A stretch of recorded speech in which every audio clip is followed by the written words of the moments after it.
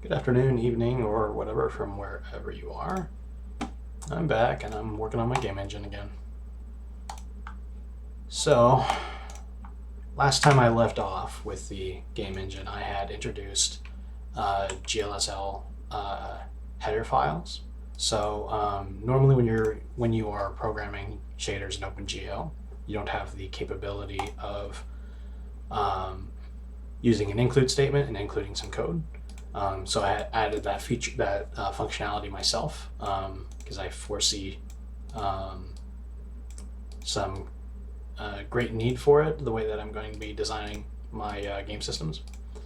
So, for example, um, virtually every shader will need to play nice with the entity system, and the most fundamental stuff being the model view projection matrix. If you're doing lighting, you need to know where your camera is located in the world so you can figure out, you know, relationships to um, lights and objects and things like that. So I put all this stuff in a header file, enterprise.glsl.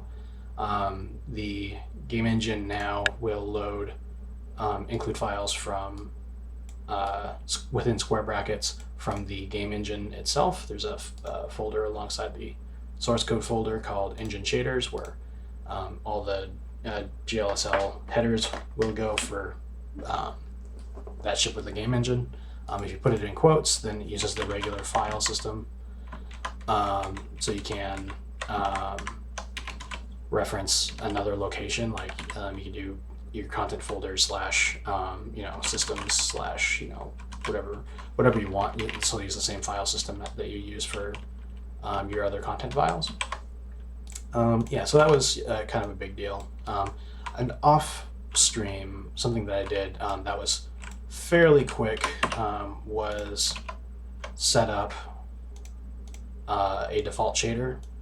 So that way, if you mess up loading your shader or binding your shader, like if I took this load command that loads the shader that I'm using right now, if I take it and say instead of test shader, I make it test schmader, and I go to build and run that. Instead of displaying nothing, it'll just display the object in this magenta color, and the console, which is not visible at present because I accidentally left it in the dev build, dev configuration. The console will give you warnings that you try to bind or compile a shader that is not valid.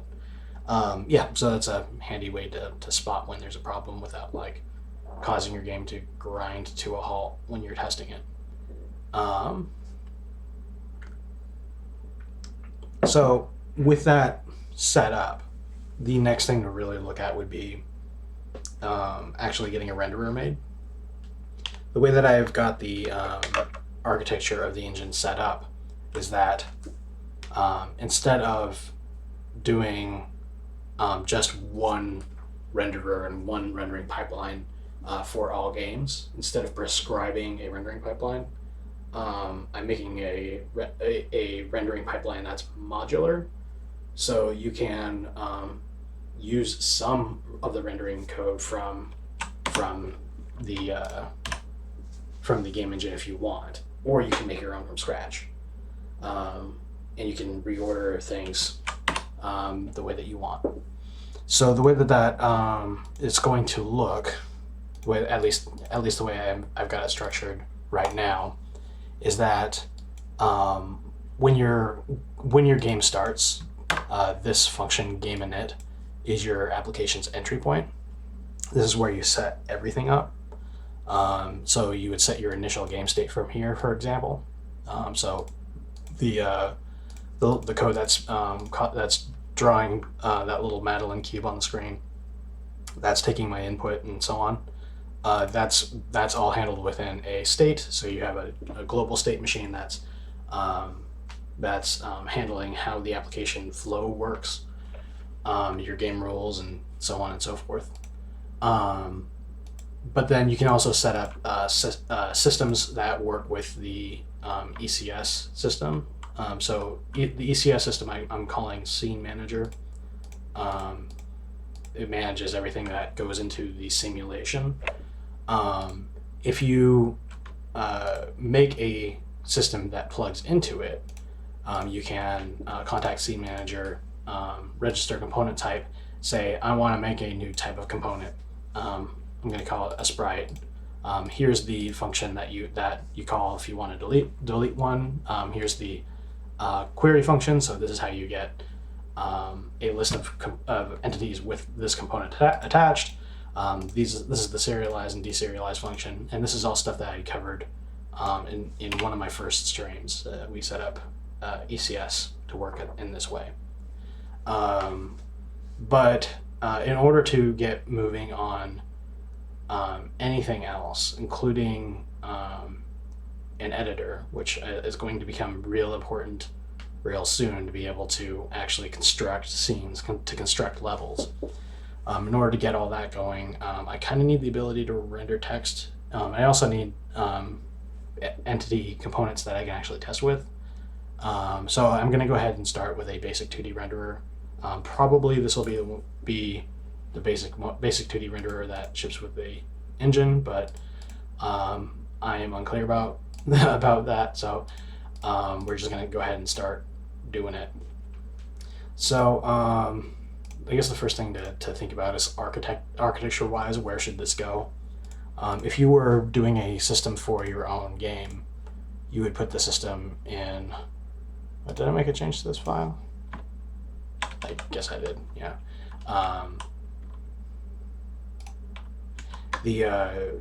You would put this like in your game's source code folder, and you can organize that however you prefer. When setting up the game, you'd want to include the system that you want. So I'm thinking maybe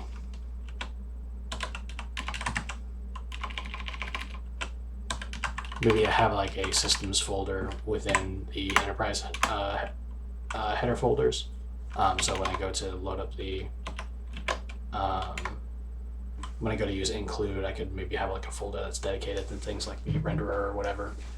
I'm on the fence about that. And honestly, I guess this part doesn't really matter because I can always change my mind later.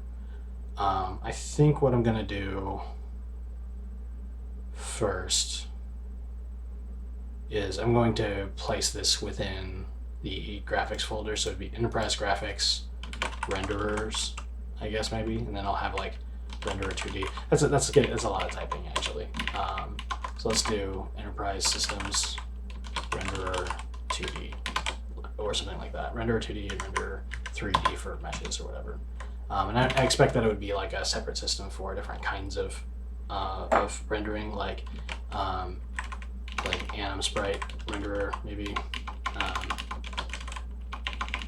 Then renderer 2D, like anim maybe for animated sprites, or maybe just the renderer 2D would handle animated sprites. So you load up a sprite sheet and it would just handle the animation for you.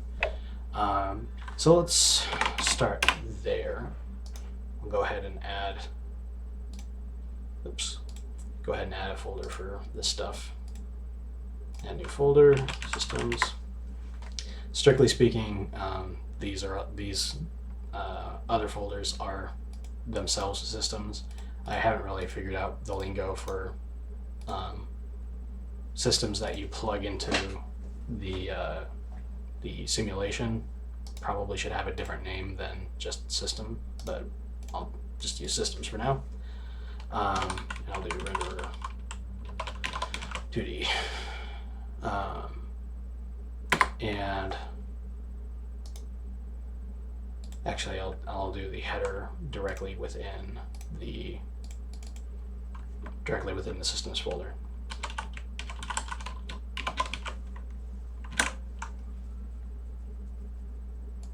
Cool. And then we'll do include core.h. It's the fundamental full include for enterprise systems. And then we'll get started. So I like the idea of wrapping systems in classes, so that way they have private members. But you don't actually have to mimic a structure. So it's not like you have to base this off of some like system parent class. Instead, you just make the system. You make its methods available, and then when you're setting up the game and your game init, you would just call it init, and it would handle the rest. So I guess we'll just do renderer 2D. We'll have public stuff first because that's how I like it. And there's an argument to be made that if you want your public members first, that maybe you should just be using a struct, but I don't know. For me, struct is something that you use to store data, and a class is like a utility. Like a string stream is a class, whereas a vector is a struct. If that makes sense. Not a nested vector, but like a vec3 containing 3 floats. That should be a struct. But yeah. Anyway, so public stuff, we're going to have a void init function.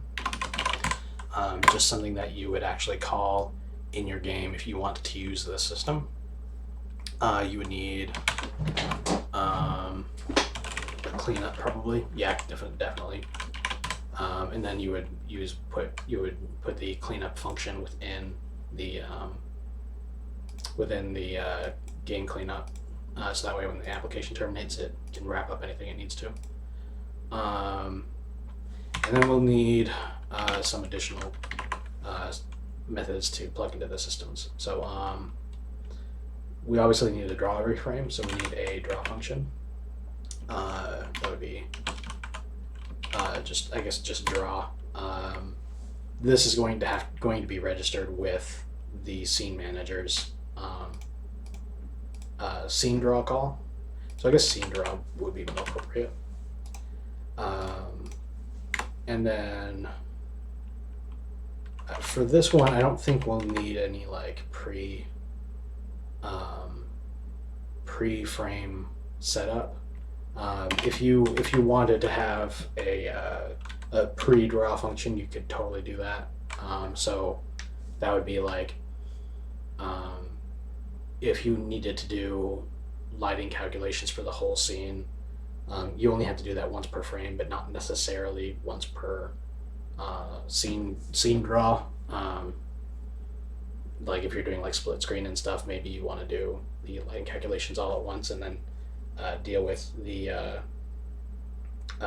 just do that once per frame, and then with your split screen, not do it every scene draw.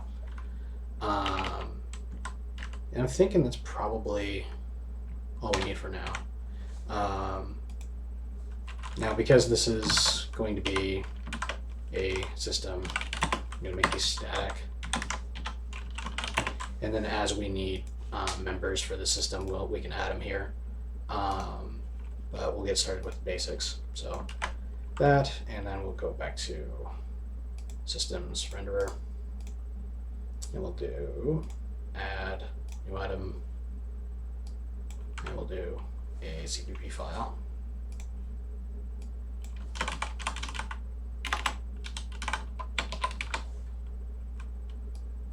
Okay. And then because it's a CPP file, we do need to include EBPCH because precompiled headers must be the first thing that you include. And then we'll do an include for renderer. Actually, it's up one level, isn't it? Renderer 2D.h. All right, and then we got to implement these methods.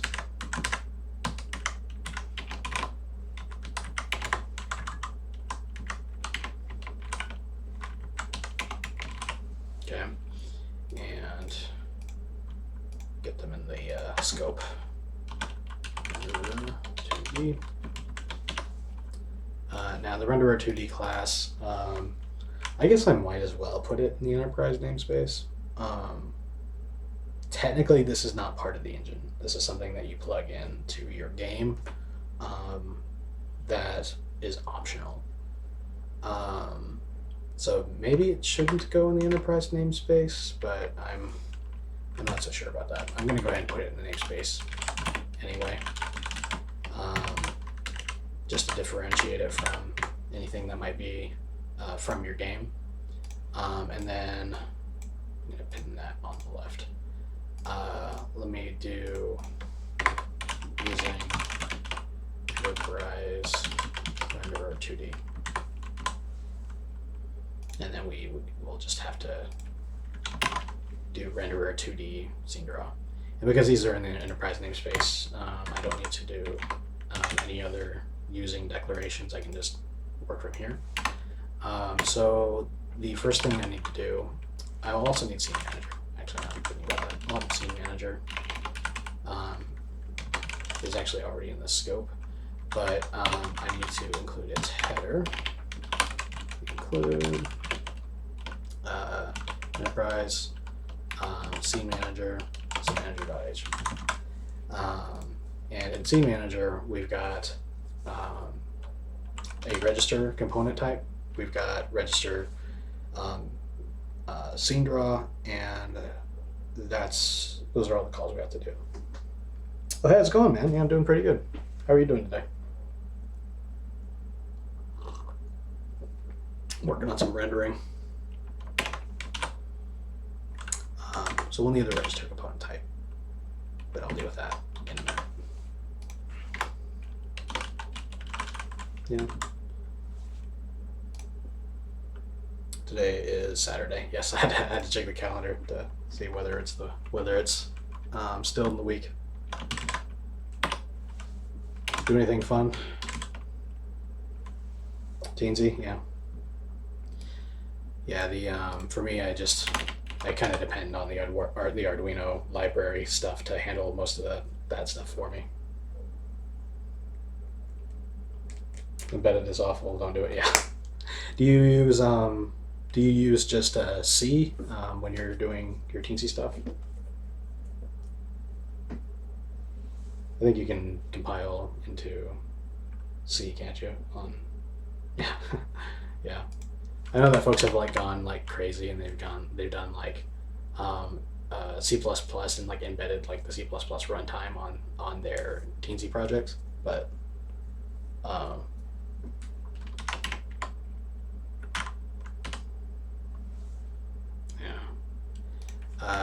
first things first here. Scene manager.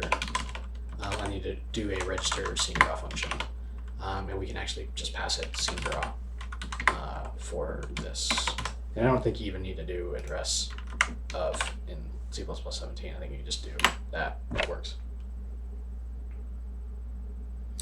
Yeah, I guess I don't really have a good scale for these things for how big the runtime is. But I from what I understand, like you're on Arduino's and Teensy's, your space comes at a premium, so people try to not do that. A few extra methods that have to be run before the user code gets called. Yeah. Yeah, I don't know. I've done a little bit of C. I am obviously more proficient in C++, but I'm not. If I was to just dive into a C project, I'd probably have to flounder about a little bit before I could get back into it. You don't have a lot of flash, and you have even less RAM. Yeah. How much RAM do you got on your Teensy?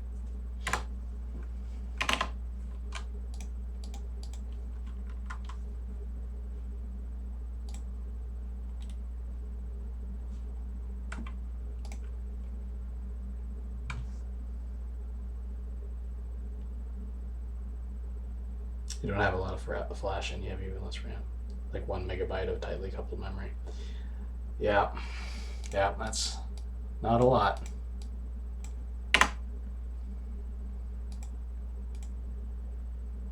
I am operating a little slowly right now. All right, I need to, first I'm gonna get rid of the test scene. Back when I was doing ECS, I had a simple scene system that was used to just test that you could serialize components and things. But now I'm actually going to do one. 8 megabytes of flash. Yeah, that's not a lot. Yeah, that's you're not running the new Metroid Dread on it. Though it wouldn't surprise me if somebody ran Doom on it.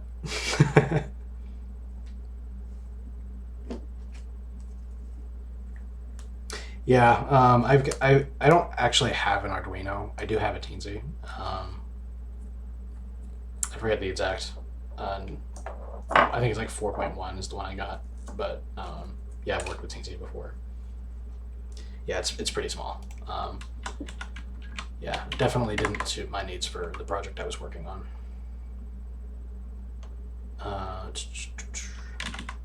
Yeah, so I need to include the scene system now. So let's get rid of this one. We'll do include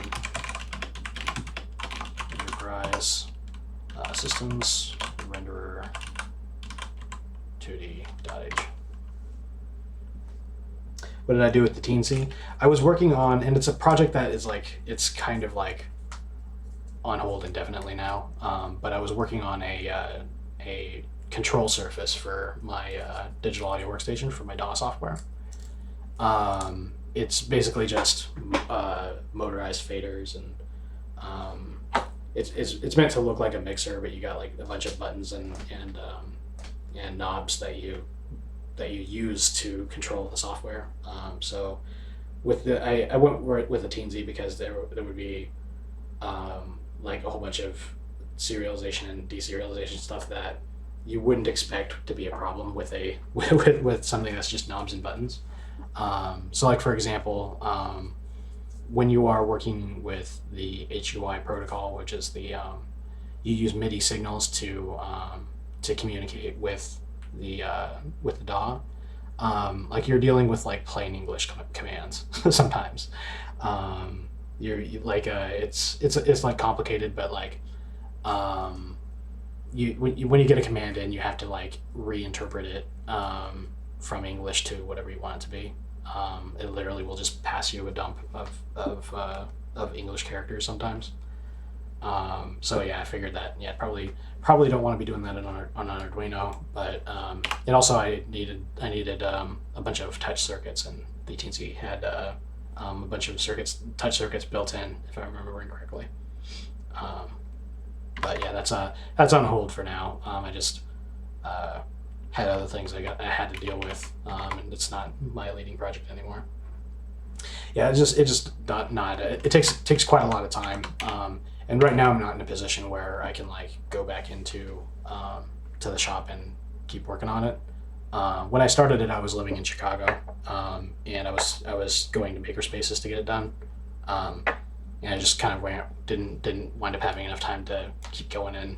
And now I don't even live in Chicago, and I don't have a makerspace nearby. So, yeah, I mean, I think I'll get back to it eventually. Like I've invested too much time into that project to not finish it, and it'd be really cool when it's done. But yeah, it wound up being a time sink that I didn't really want to spend. And here I am doing a game engine, but this has a little bit more utility for my interests. Long term, like this can actually, I can possibly make a product with this at some point that I might want to put on a resume. But anyway, I was working on the renderer. So yeah, basically just needed to get the renderer 2D in here, and we set up renderers. I think we set up scene systems, I think, by just doing something like this. This is all kind of like loosey-goosey, up in the air. But the idea I think is that we would just, like, whenever we wanted to add a system to the game, we would just call its init and cleanup functions, and so that just handles setup and tear down. And then within the system itself, we do the business of setting up the rest. So renderer 2D init, we call scene manager. We say I want to use this as the scene draw function, So every time you go to render the scene, it'll call this method. Oh, but the scene draw function, remembering right, it's been a little bit.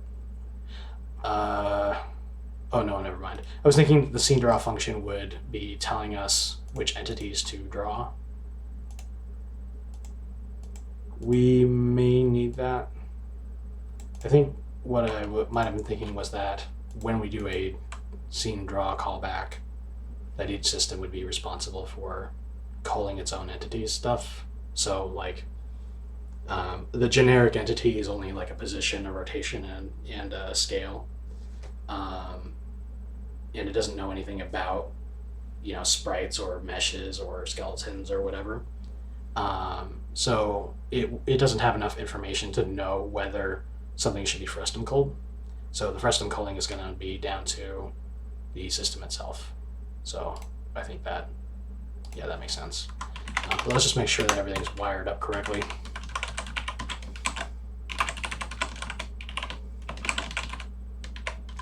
So I'm just going to quickly hook this up so it'll trace to the console whenever we have scene draw invoked. We register it up here, we ended it up here. I think that's enough. Oh wait, that's not enough because I'm not actually rendering the scene. Let me go back to control pause break real quick to stop the build. But in the test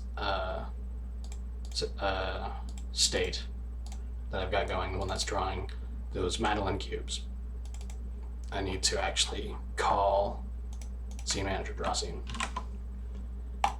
Because if I don't, then it doesn't ever try to draw the entities.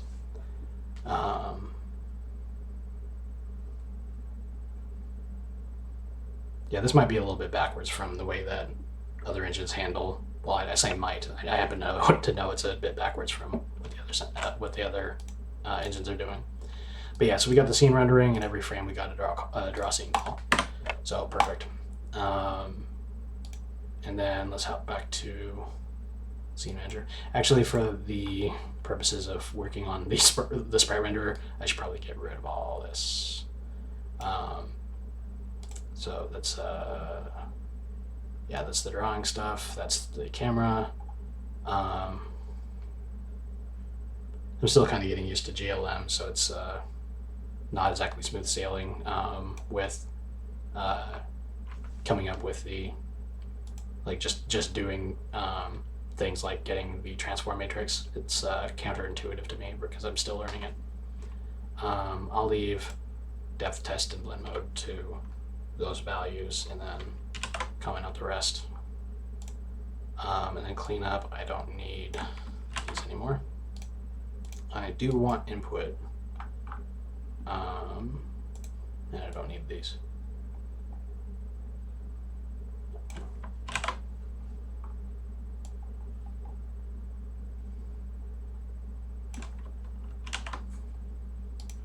Cool. And now Madeline shouldn't be drawing anymore.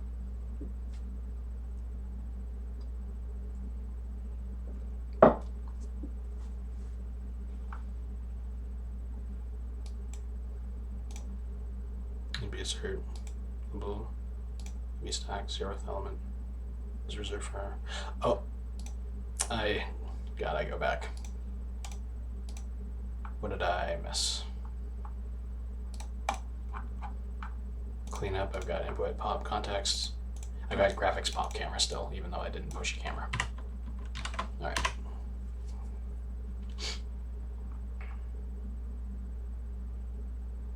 Yeah, so it's just gray now, and then got a canvas to work on. All right, and let's head back to renderer 2D. So we need a way to hold the data relevant to a sprite, which is, UVs, I guess, and the texture, and I suppose that's it. The rest of it is just the size. I think I'm going to just let scaling be handled by the entity system. So entities already underneath scene manager. entities already possess a scale, so they've got a vec3 position, a quaternion rotation, a vec3 scale. So we can look up the scale and use that for determining the size and the shape of the sprite. But I'm assuming axis aligned scaling, like not like wider on the left than on the right. This is just a basic renderer after all. So what we need is static sprite components struct in there. And I'm calling static because I'm going to instantiate an array. And we'll do, I don't know, 1,000. So this is going to be like a pool of sprite data that's contiguous. And when we go to draw, we will iterate through the ones that are in the scene. So we would need to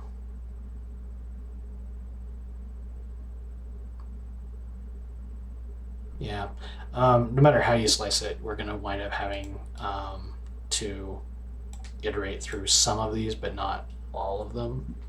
This is the maximum data pool. I'm not really sure how the data management will shake out on this, but we'll cross back to that later.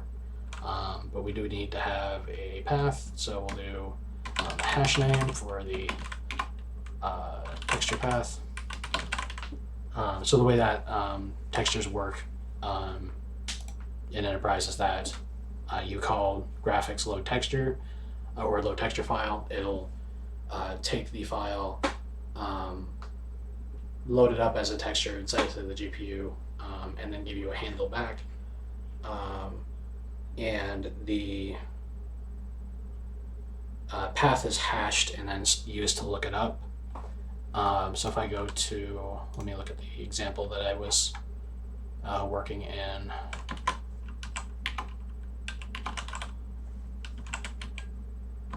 What was the file name? Scene manager .state. It's been a while since I have created this API. Yeah, so you do text, is your texture handle. You load texture, you give it the path, give it your filtering options. So actually, all I need, I don't even need to know the path. I just need to know I just need the handle. No, I do need to know the path, because if somebody was to load up a sprite component, so they're loading up a scene file, an entity has a sprite attached to it, we need to know whether we've already loaded that sprite, or whether we've already loaded that texture. So we do need to track the textures, but it doesn't have to be per entity, actually. All we need is like a lookup table, so we can, given the hash of the file name, we can just look up what texture handle we have if there is one. So yeah, so instead of a texture path, we'll do a graphics, and I'll need to include graphics now.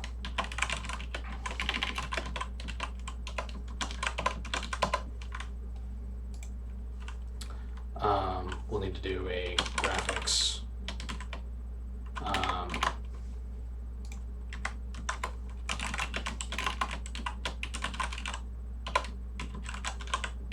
there we go. We'll need to do graphics texture handle, and then UVs. So this will be GLM vec2. I'm not really sure about the terminology of UVs. Is there a is like one a U and the other the V, or something, where are both coordinates, like all the coordinates on each one of those a UV?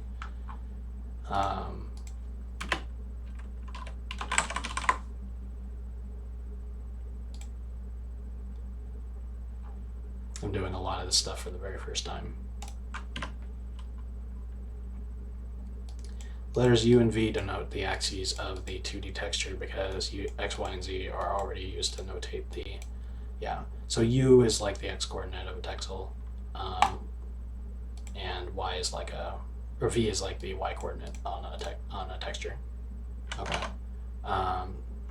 So I guess each corner would have its own UV. So it would be UVs.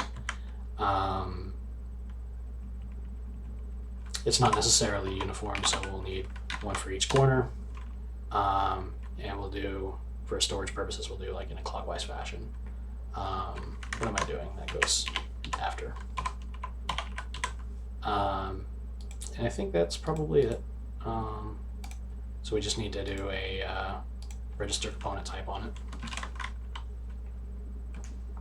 So we do register component type, and the type is going to be, let's call it quad. I guess I'll call it sprite. I can always change my mind on this later. Call it a sprite. We need a delete component function.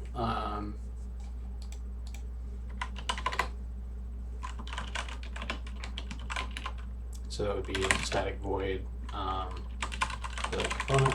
Actually, what's the signature for that again? I'm trying to remember. Oh, autocomplete won't. I thought it was command and space, or control and space that fills it in, but I guess not. Okay. Oh, that's right. It's in the wrapper. So that would be delete component function, takes an entity, returns nothing. Okay.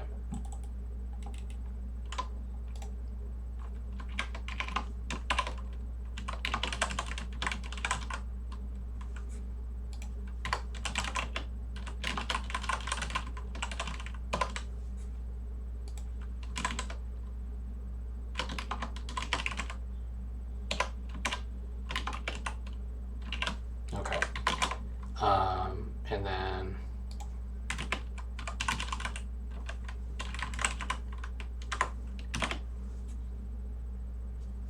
I didn't get a closing.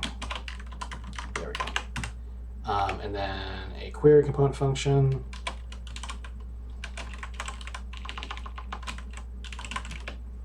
A text serialize function, so, and a deserialize. All right, and then I gotta make those.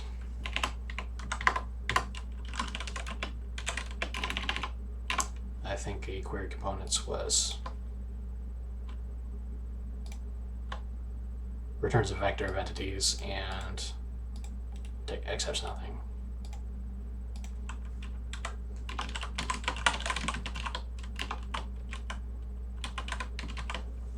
I'm thinking now that I'm having to write some code with it that I want to make entity IDs outside of the system, and so they're in their own space, because otherwise I have to do scene manager entity ID everywhere. Let me go ahead and do that.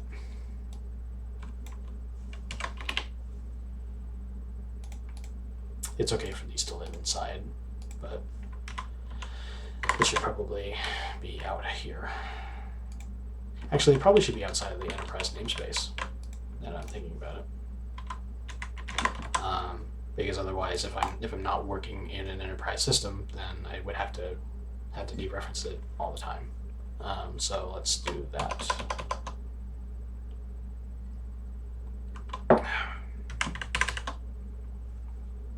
Cool. Delete component and takes an entity ID.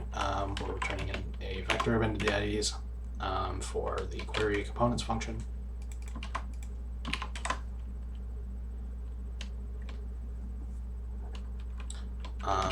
Which doesn't take any parameters. For serialize, I think it takes like a YAML node.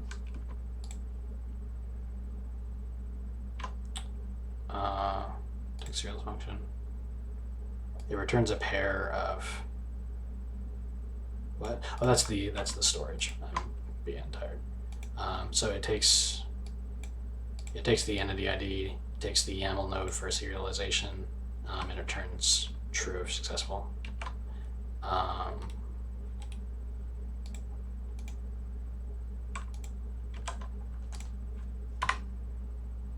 That's the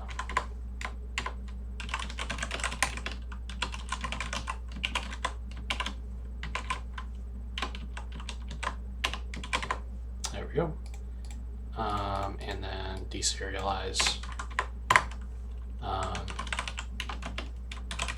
also takes a YAML node, but it's YAML in.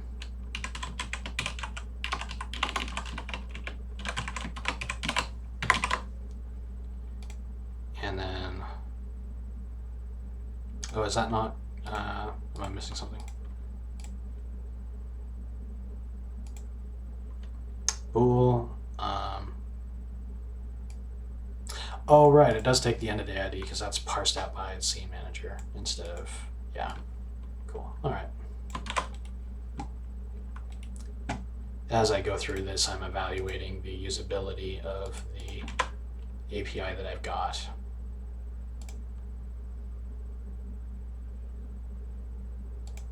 Really? So, still think there's a problem?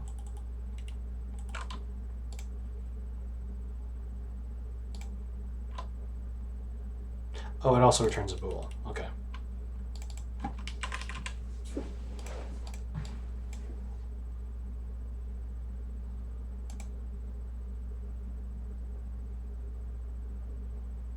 Okay, that's for sure what the doctor ordered, right? Why am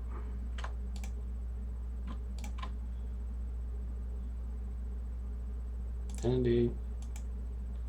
Oh, the YAML node is const. Maybe I don't care about that. I suppose technically I should, because if some game dev uses this interface and then they try to write out to the YAML node, they should be prevented. Yeah, and eventually I think I'll have like a template for setting up this boilerplate stuff. But yeah, that's that. So we've registered the component type. We just need to set up memory management stuff up here. And then we need to set up the rendering stuff here. Let me put this down below, actually, for organization's sake.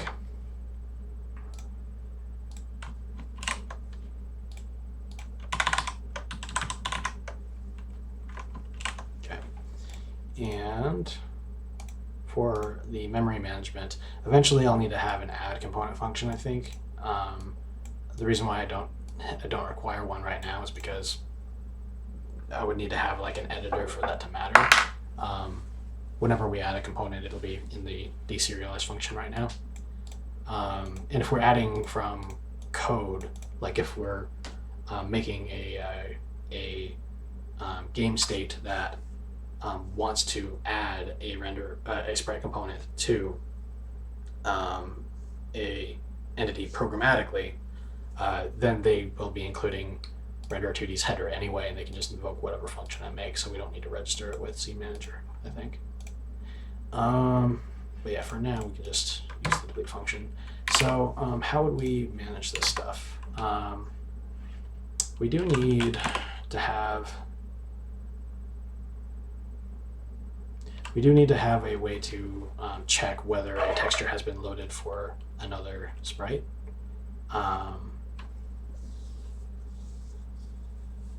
But now that I'm thinking about that, don't we already do that in the graphics system? If I go to graphics and we got load texture,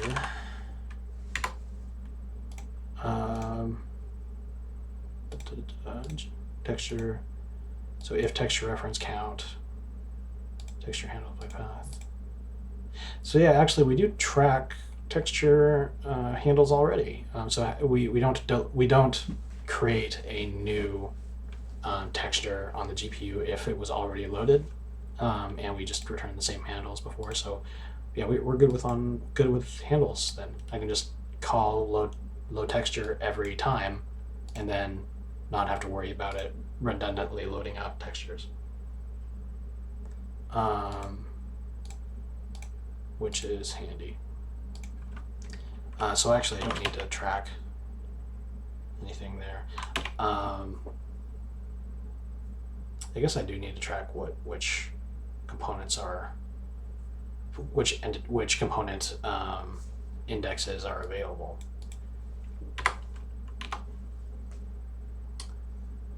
Send help. Man, I despise FS handling in C. How do I list files in a directory recursively? Yeah, I tend to not do a lot of file system stuff in C. Whenever I've had to do searching for paths in file stuff, I've been using the handy dandy file system stuff from C++ 17. So I'm not really sure about that off the top of my head. I'm sure Stack Overflow's got something.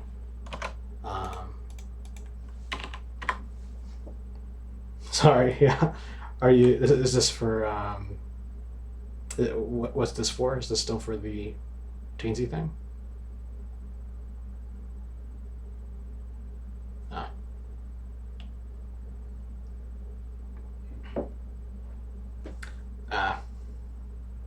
Yeah, it's a tough one. A lot of the fundamental stuff in C you have to kind of do yourself a little bit. You're writing a static site generator in C. Oh, okay. Yeah, because you enjoy hurting yourself. Yeah, I get it. Yeah, I'm not really sure the fastest, bestest way to do that. I do check for the existence of files using the C API, but I mostly just use the C++ stuff, which doesn't help you.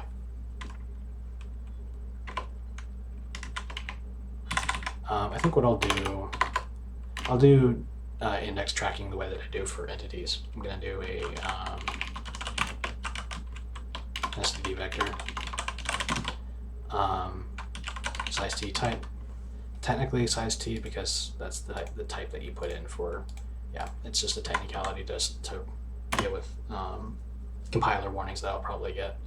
And this will be sprite indices.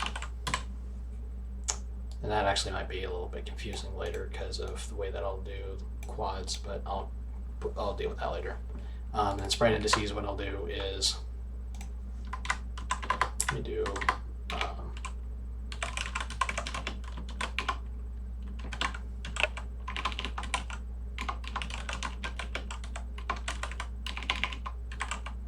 max sprites. I'll make that 1,000. And I'll do max sprites in here. And then can I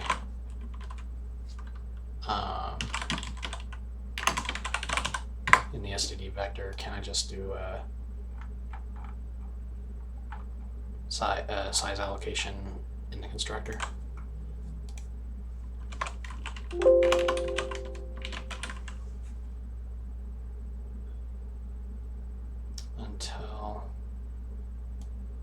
Until C++ 14.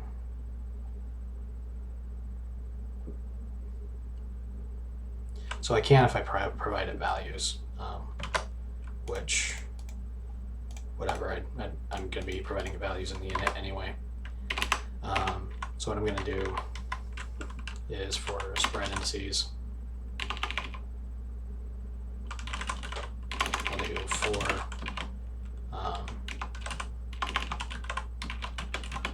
size t equals 0, I is less than max sprites, I++. We'll just do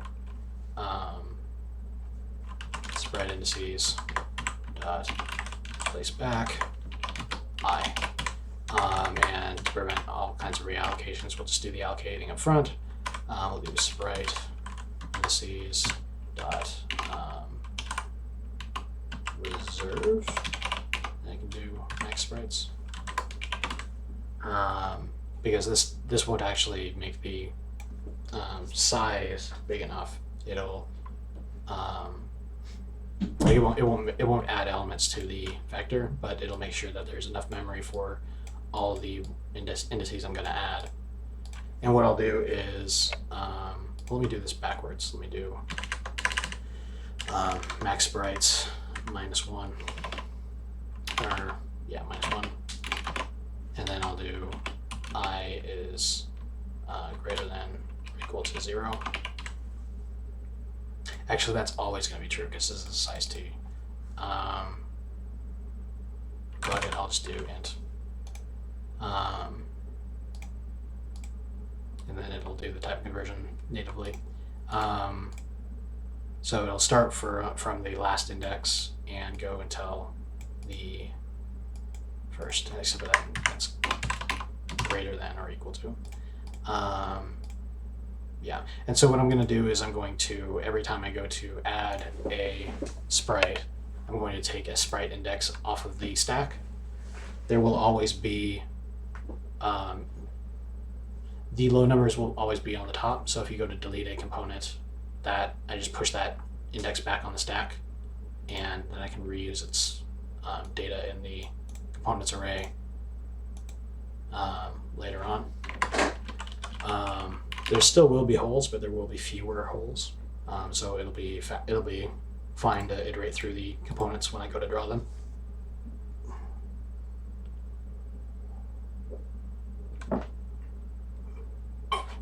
Ooh. All right. So I should have an add function. We'll go to the header. I'm gonna make this public. Do I want to make this public? I don't know. I'll make it static and private for the moment. Static void add component. That's the ID. And when we go to add a component, we will. We'll actually need more details than just the end of the ID. Oh, I suppose the sprite components, I'll need to track the entity ID as well. That's something I hadn't thought about.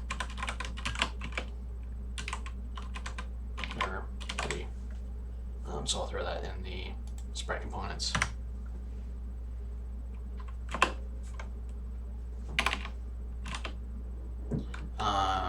But yeah, I'll need to know the texture to load. Yeah, I'll do that here.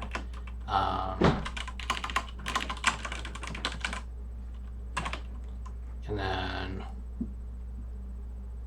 I'll need to know the UVs, so we'll do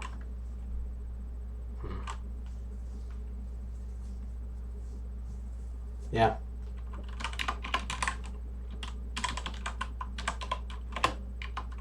One for each corner, and this will be like going starting from the lower left going around. So we'll do like U1, V1, then like U2, V2. Maybe I should start at 0. I don't know, maybe I should look at another API and see how other engines do this sort of thing.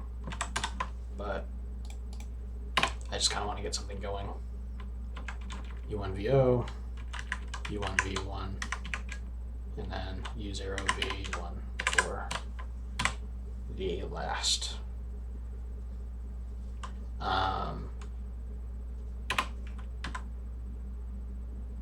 Yeah, I think that's it. So what we'll do is we'll do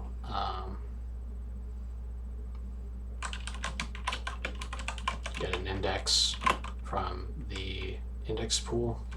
That probably should be a better name for this. Index pool. Yeah. So we'll do index pool dot back. And then index pool dot pop back. So that way this index is going to be, it's going to start at 0, but it'll give me a unused index here, and then when we go to delete a component, we would do push back or in place back to get its index back into the pool so it can be reused. So we got a index into the components pool. Now we can do components index dot id equals e, the first parameter, components index dot text equals graphics load texture, and we'll provide the texture path. Oh yeah, there's a lot of things I would need to add for an add component method, because I would need to handle loading the bitmap mode, the minification filter, the magnification filter. So maybe it would make sense if I don't even do add component, but instead just start working directly on deserialize. So deserialize is going to be called, if we load up a scene file, the scene manager will pass all the deserialize methods, the entity, and the YAML node that corresponds with the data for this system. So to refresh myself, let me pull up the test case I was working on when I came up with the system. Underneath content, test deserialize. Yeah. So this is an example of a scene file that I had serialized and deserialized before. It would be, after it's parsed through the entities and it's created all the entities, it would go through the components. Each system has its own section. So when I went to register component type and I provided sprite as the component type, that gives us a section underneath sprite. The next thing would be the entity ID, which uniquely identifies the entity. For every one of these, the block below, the node below, I should say, gets passed to this system's deserialize. So I'm working with this data. And I can use that as a rubric, probably, path and UVs. So load texture, I would actually need to deserialize this stuff before I can put it in the other. So what we'll do is refresh my my YAML API knowledge, and it's like YAML in dot. I don't even remember. YAML CPP is also very new to me. I'm still getting used to it as well. But I think it's like YAML in dot as. Right. Okay. So YAML in dot as. But I need it to be as a node. Let's pull up the guide again. YAML CPP.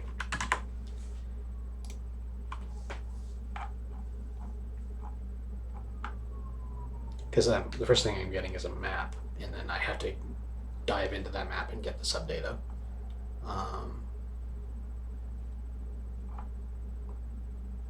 Here we go.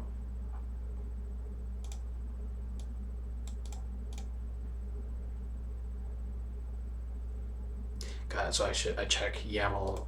I need to check that it is a map. I would do YAML in dot type to get that.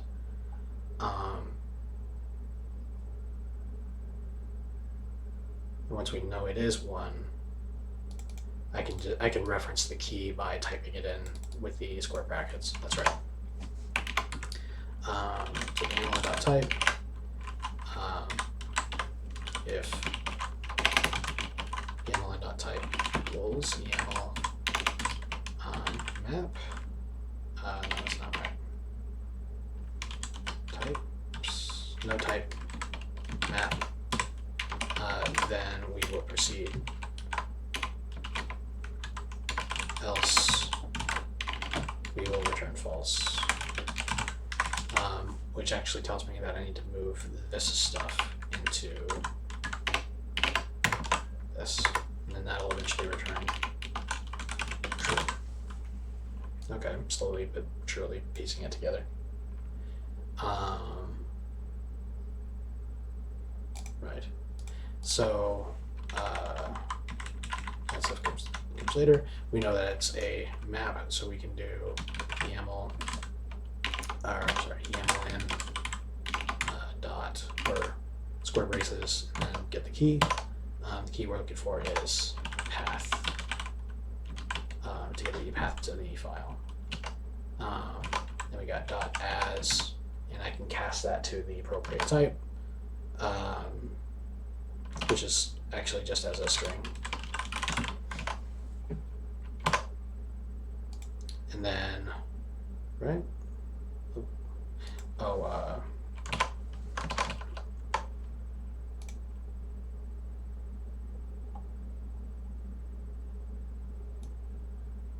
It's it actually is a getter, so I need to have the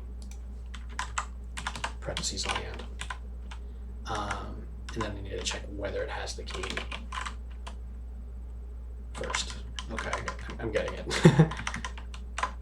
If, then we got something to work with.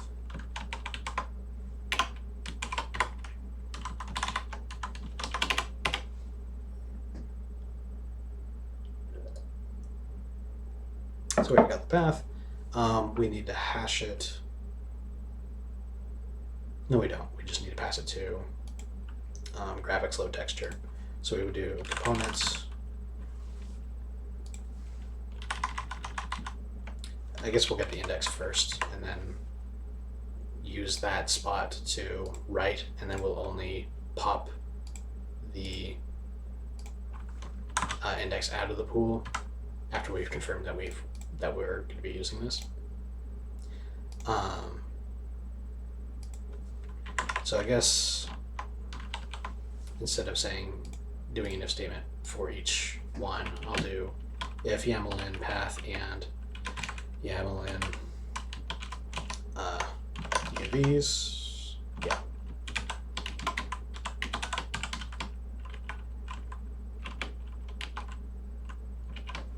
Then we'll proceed. And if YAML in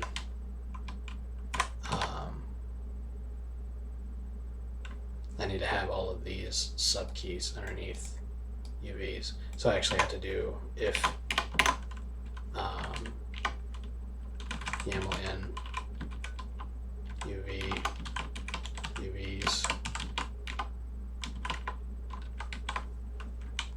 dot type equals YAML type, no types.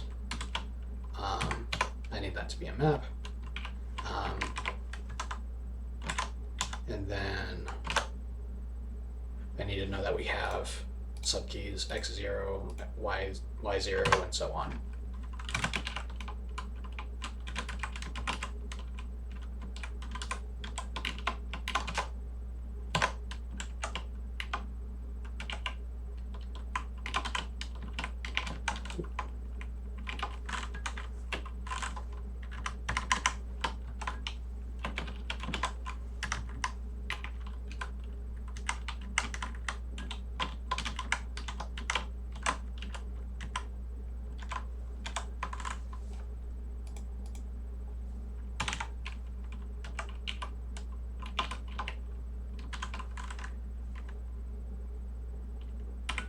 You know, sometimes deleting everything and starting again also works wonders. Yeah, it does. And I have that urge sometimes. I just rewrote what I had. It was done at 3 a.m. yesterday, and it was really simple. Oh, did it just start working after you did it from scratch? Is that how that went? I totally I totally get that a lot. Yeah, nice. Yeah. Yeah, it's like ideally you would have the compiler just tell you when you had a typo. But yeah, if it's just that one little thing and then you just like don't do it the next time you do it from scratch, then that's mission accomplished.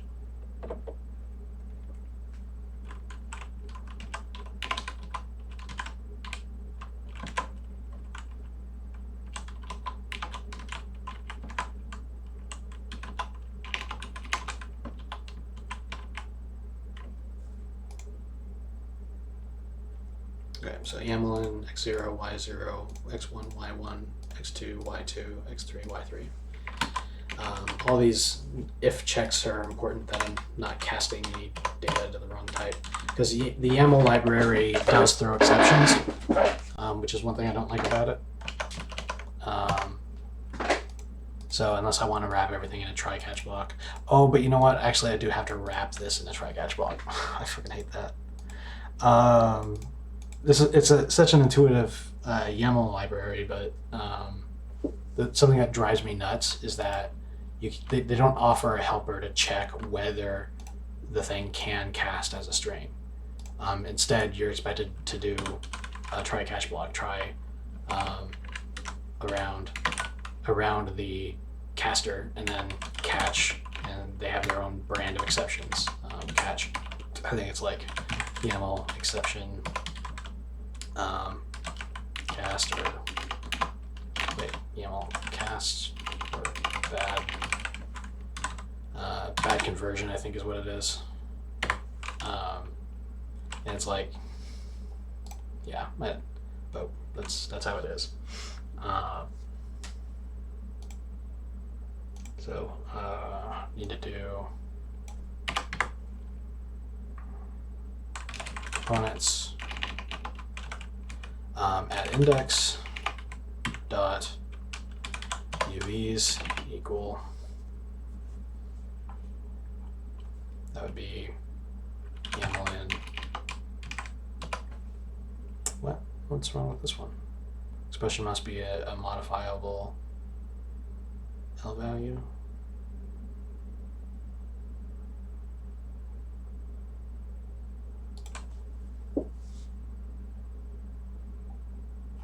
Can you not modify?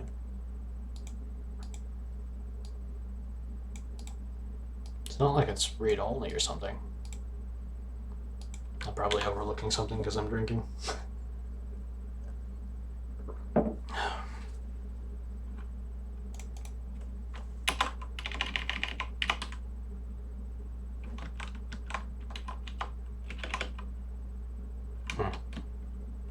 I'll deal with it later.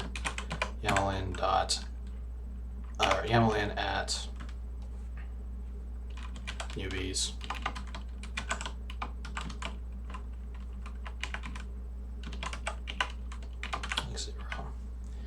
Oh, which actually makes me realize I need to be inserting this before everything.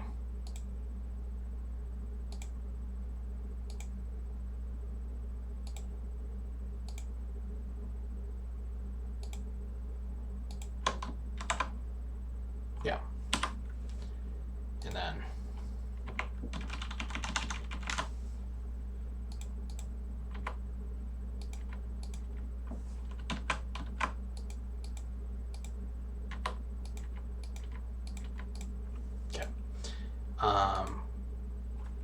dot as, and then we cast it to, I guess in this case it would be float.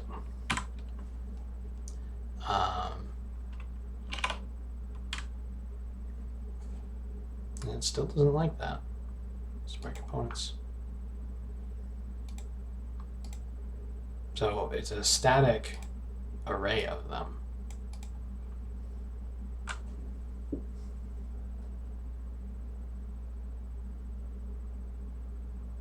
But it doesn't like me.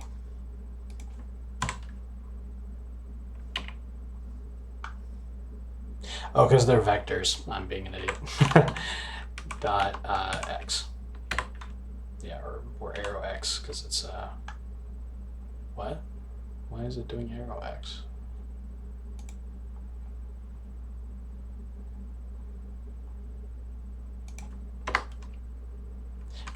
don't you access GLM vectors with dot? Because it's not a pointer. But when I used dot, it autocorrected me to an arrow.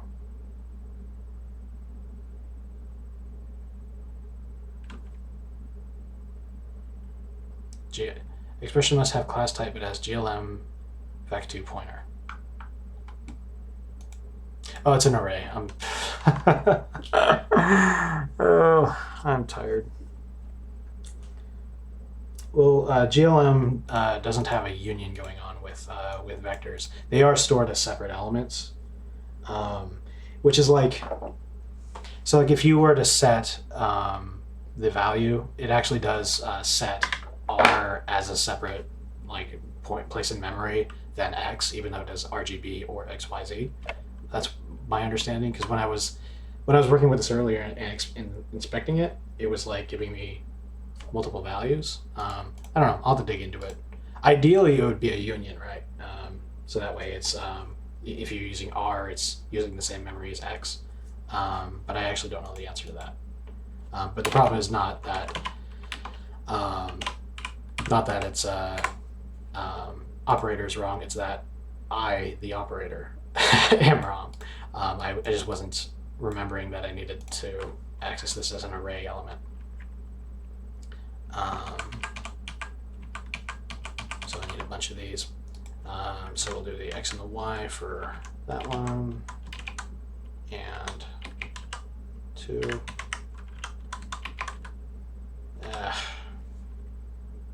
My fists are not doing what I asked them to.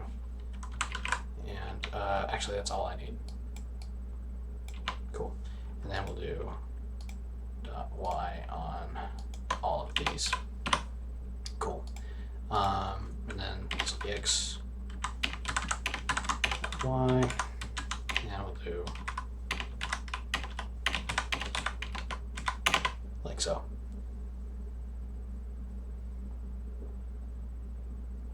Yeah, CGLM allows you to access it either via array or by the individual components. Yeah, so I think, I mean, technically vec2s in GLM are a templated struct, I think. If we go to the base class, it is actually a struct, and it does actually contain the however many of the type that you want, is my understanding. And there's just a whole bunch of standard ones that they have overloads or type defs for. But what I'm not sure about is the whole RGBM business. I think later on, when I've got this going, I'll do some inspecting and actually see where the memory addresses go, because it's kind of a mess to dive into the templates right now in my head and actually deduce that, and I don't really care, if I'm being honest.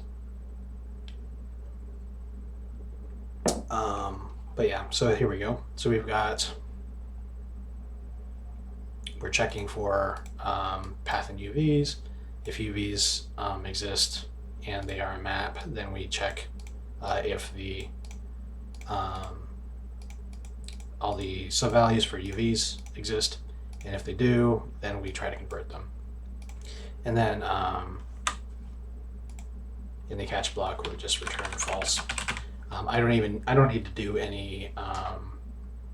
anything with the index pool until we have succeeded, because the index pool element, like the block of data that I'm writing to, is still going to be there. It's all just a statically allocated array.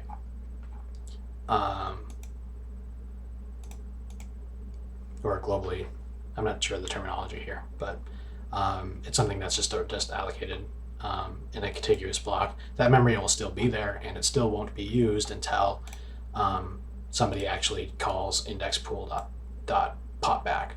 So I can just return false on this one. And after that, I need to do the path.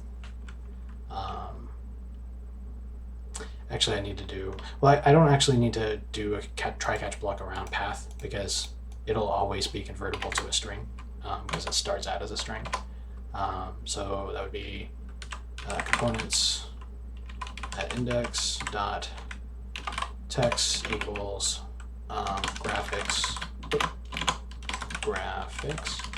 load texture, and we'll provide the path loaded by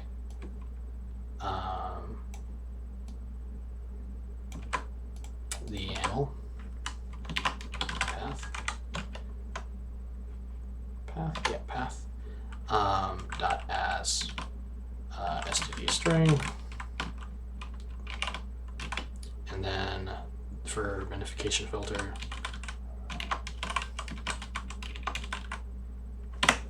that should be located outside of the graphic system, I'm realizing now.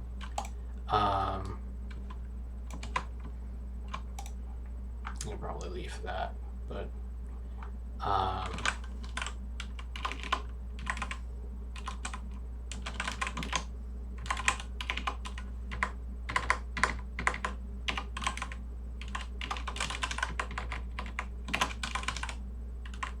it's here, texture filter, map mode. These I'm going to take out. I'm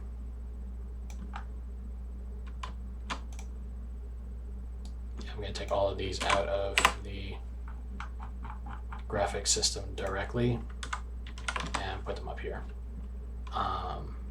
So that way I can access them without having to worry about the namespace and all that. Anyway, texture filter. I suppose that's another thing that we need to serialize, I guess. Taking a look at the file, we would, for each sprite component, we would also need like a min filter and a mag filter here. I don't think I want to specify per sprite whether it'll be mip mapped. I think what I'm just going to do is I'm just going to do mip mapping if and when there's a power of 2 texture.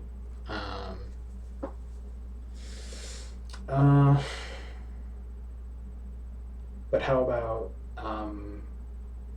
like trilinear filtering or whatever? Because there's filtering between each MIP level of the texture. I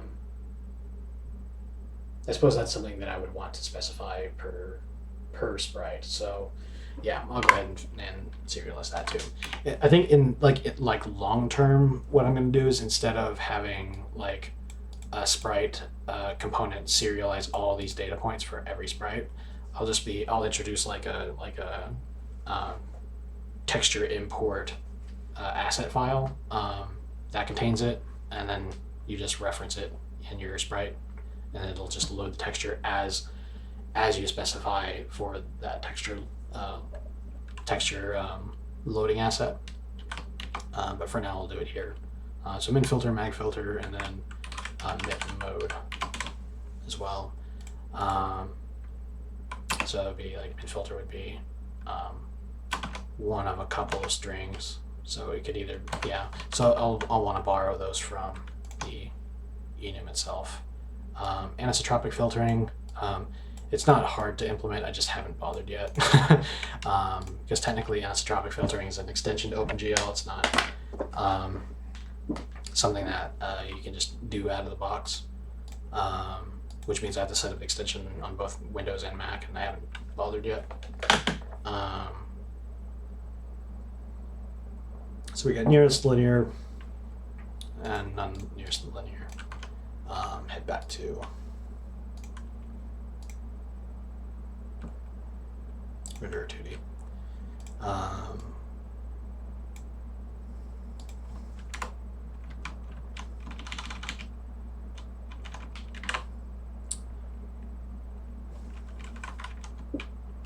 don't like how that goes all the way over though. Yeah. So I'll need to do YAML in MIP or min filter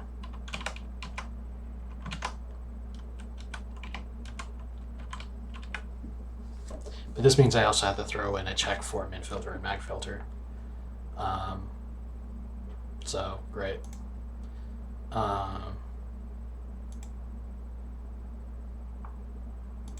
You can do that check here.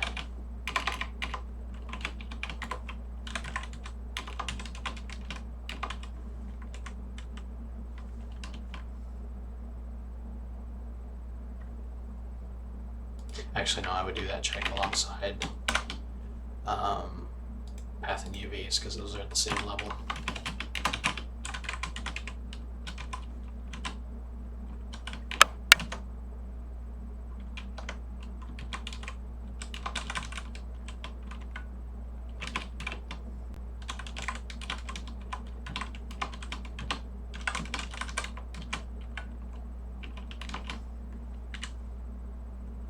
Yep. And I need the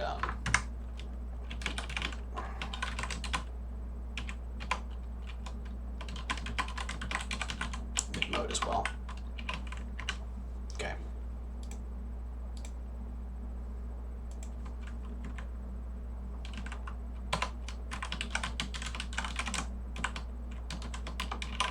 And then I need to do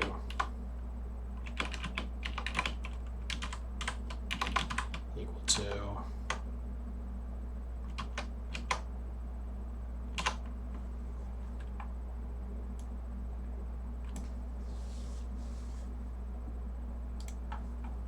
I'll write a small helper function for this.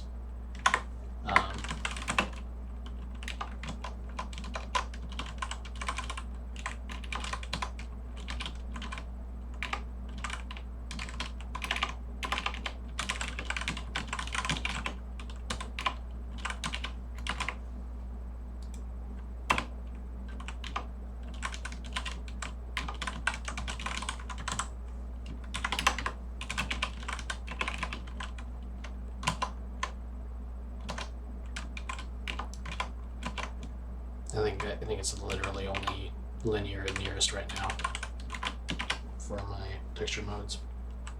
I'll double check.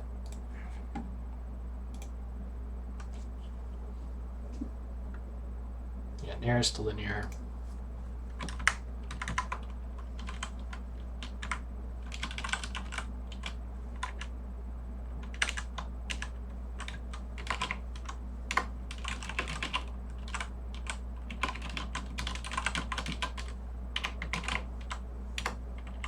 And then eventually I'll have checking for anisotropic here.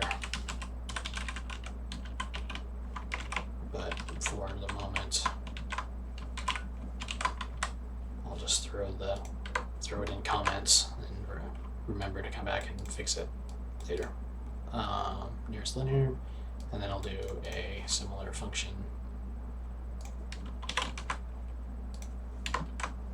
for mid modes. Texture filter, SDR to texture filter to mid mode.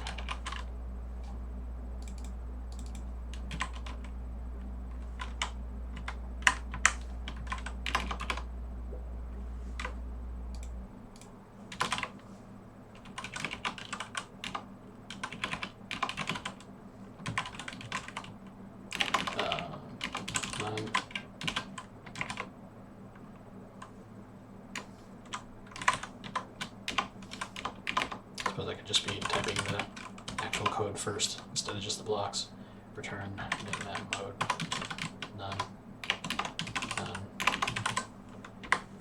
As if stir equals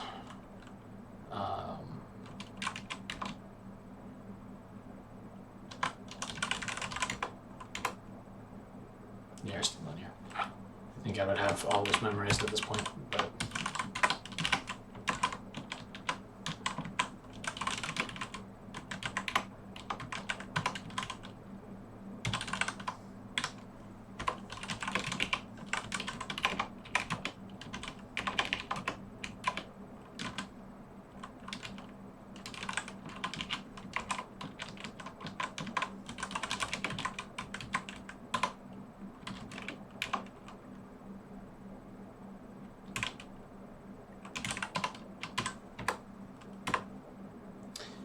And I should have some error checking here as well. Because eventually these will all be, all the scene file stuff will be constructed by an editor, so it's not really going to be subject to human error. But if somebody does mess something up, I'll put a little warning in here that says that the map mode is not like actually the name of a map mode. Now just return none or nearest or whatever. So there's a little heads up to any developer who comes across that error. Just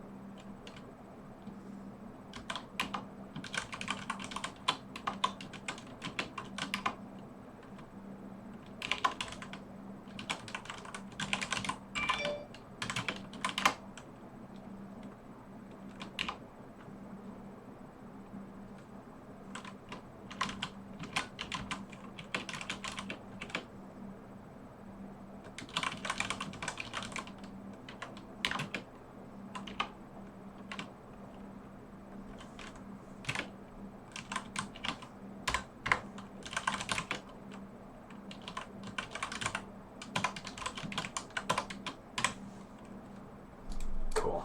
All right, and then similar warning for down here.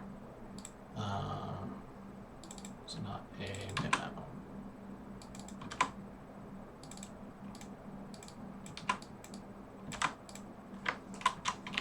Cool. And then back to where we were.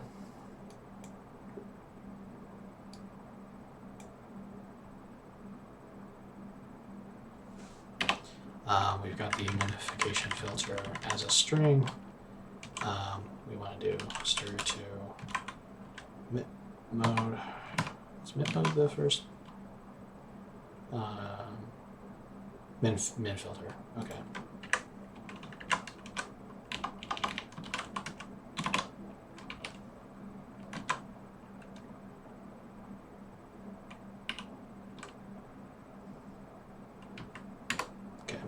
And then a similar deal for the mag filter, and then for the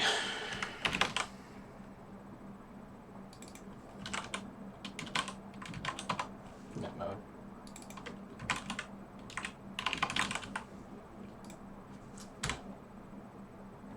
All right, cool. So that's the texture loaded.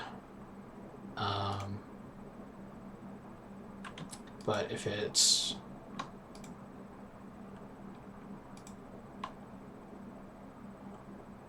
not valid, I do believe we treat 0 as the null texture. So if we don't actually successfully load the texture, then it remains 0. So I can do an error check that way. So if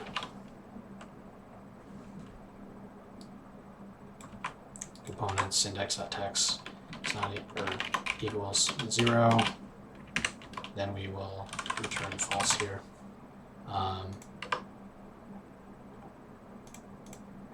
So we got the UVs, we've got the texture. Do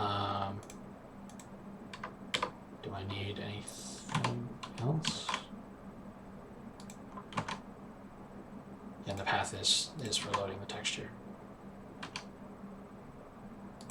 No, I think that's it. So at this point we have fully loaded the thing. Oops. and then we would do the index pool dot popback, return that, or take that index out of the pool because we're saying that this was a valid conversion and we're going to use it, and then we just return. Cool. Oops.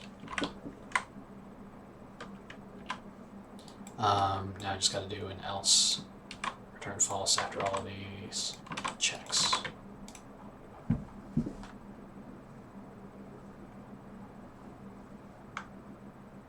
Now I'll worry about warnings later. All right, cool. So we've got a method for loading up sprites now from a scene file. It'll take all the values and load them up into the component struct and assign it an index in the pool and take its index out of the pool. I will need a way to look up a specific index from the entity ID. So I think that'll look like, might as well just make it an STD map, because the entity ID is just an integer, which is really simple for a lookup table like this.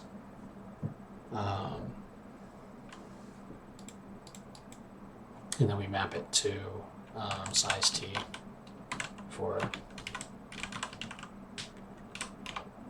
we'll do entity indices.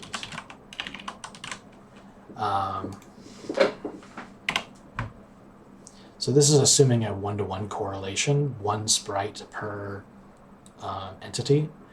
Other systems that I might write might allow multiple, so they would structure their data differently. But in this case, we've got the one.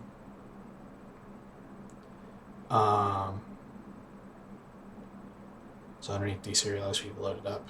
If we get a call to delete, let's go ahead and do that now. You would get the entity ID. We would say index pool dot pushback, or pushback in this case. Entity indices.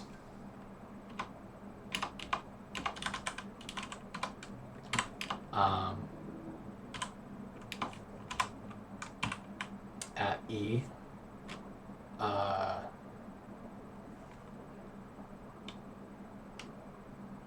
Is that right? Yeah, that's right. So we'll put that index back in the running. So that next time we go to create in it a component, we can just grab it off the end of the index pool. And then I need to decrement the reference count for the texture. So the graphic system handles reference counts already. So I only need to say graphics dot the graphics delete texture, delete texture, and then provide it the texture handle, which is stored inside of the entity or the component. So we go to components and the indices, and then we do dot text texture. Okay, and so the way that the graphic system tracks textures is that if somebody tries to load the same texture file twice, the second time it doesn't load the file, it just adds a reference count and then returns the handle for the already loaded texture. And then when a call to delete is made, it decrements that count, and it'll only actually unload the texture if the reference count hits 0. So this is actually totally fine. The one caveat there is that if you are dealing with a system where you are constantly loading and constantly creating and destroying entities that use a specific texture, you would want to make sure that a copy of that texture is in memory. So the way that you would do that would be to call load texture on that file in some place outside of the spawning system. So like if I was making a game specific renderer, I might in the init function just call graphics load texture for any textures that I know I would need for the entirety of the game or the scene or whatever. Yeah, so I think that's literally it for creating and deleting components. Let's do query components. So basically we just need to return any entity IDs associated with a component.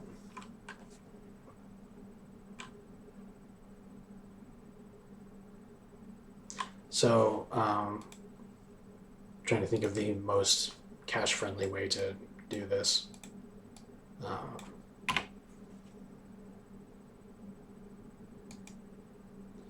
We could just loop through the components until we've exhausted them all.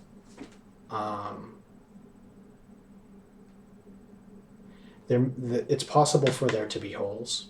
If you go to delete a component with this model, its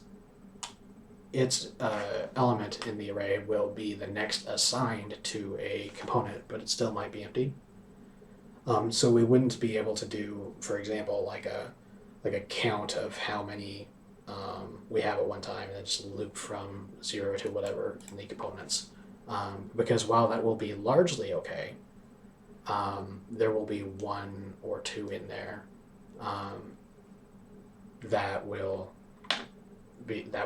not actually be associated with an entity. So what I could do is that before I go to delete the component, I could, in that element, set its ID equal to 0, which I think I use as a null ID. Yeah, so 0 is a null ID. 1 through max spawned entities is sequential. Yeah, okay, yeah, I remember trying to remember my scheme for entity IDs. So yeah, I could set those to 0, and then while I'm iterating, if I come across one that is 0, then I can skip it. And that's probably going to be pretty cache friendly enough, because like the way that I am assigning indices, I am always filling the holes first. So unless I have just deleted a whole bunch of entities, I'm not likely to have to come across very many empty slots.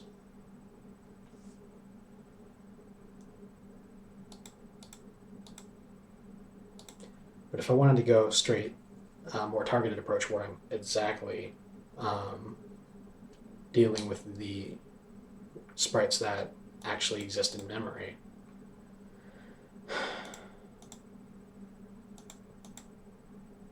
I could track the indices that are in use.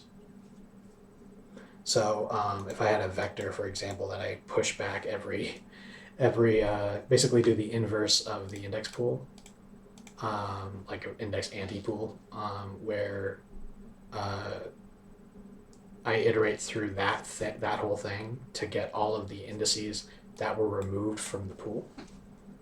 That would be one way to do it.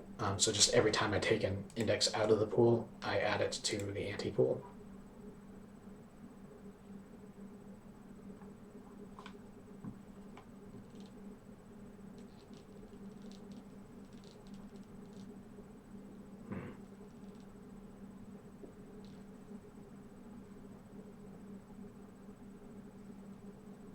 Yeah, I'm not sure.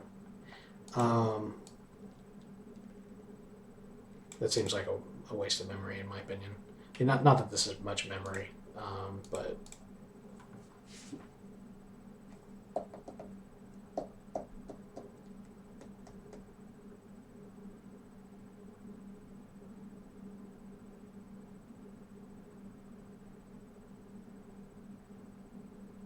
Yeah, I think that's actually what I'm going to do. I'm going to do an anti-pool. Just because it's certainly feasible that there will be a lot of holes. Depending on the situation, I can't really plan ahead for all the ways that this system might be used for all the gameplay scenarios where you might render with this renderer. So I'll go ahead and do an anti-pool.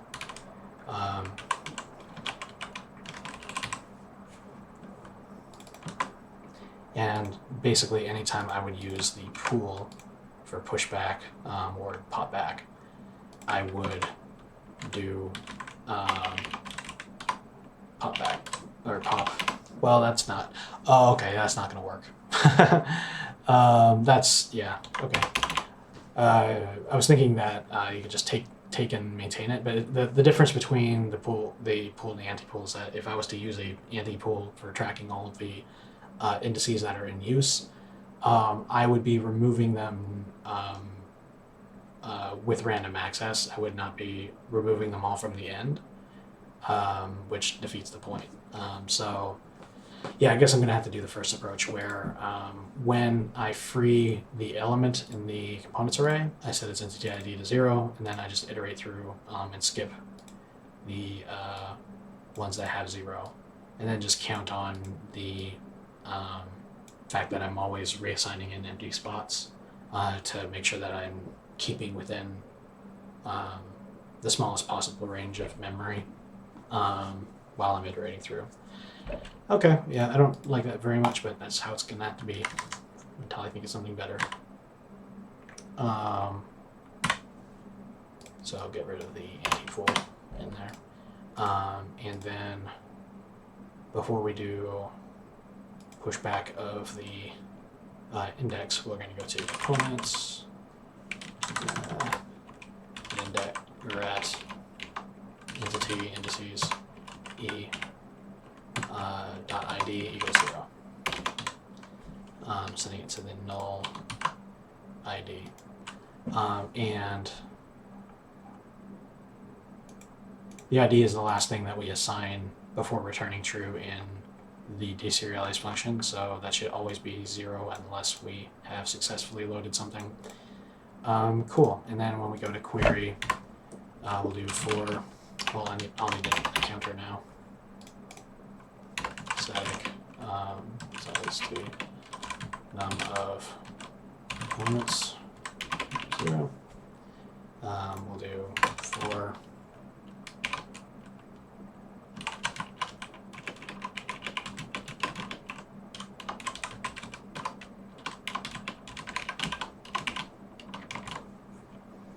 and I need to set number of components whenever we push one back.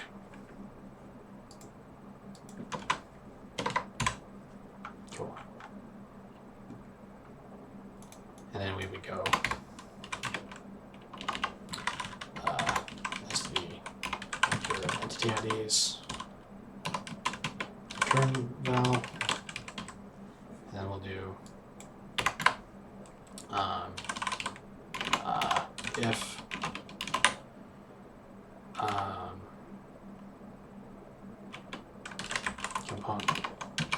components at I dot ID is not equal to 0, then we will do return val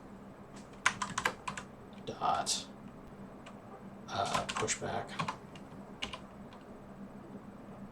components at ID, and then return val. Yep, simple as it gets. And then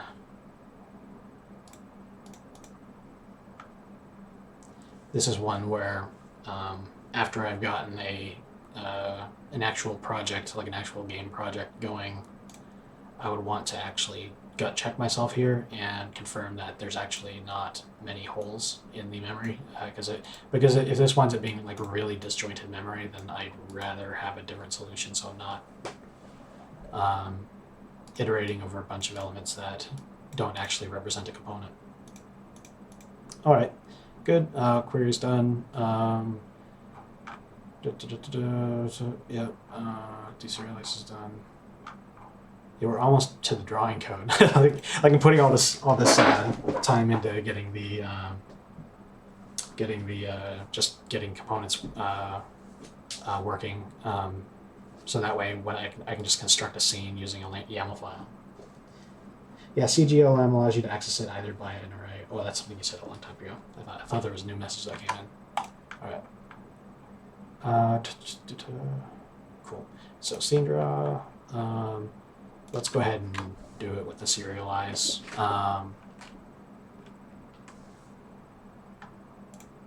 Actually, now I'm thinking about it. Do I fill entity indices? I don't. I haven't set this yet. So I actually need to push back down here. Entity indices needs to be set to the ID.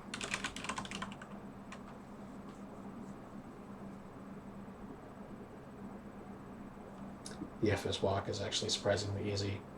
But now I'm trying to find out how to construct a stack and optionally save it without having two copies. Construct and use.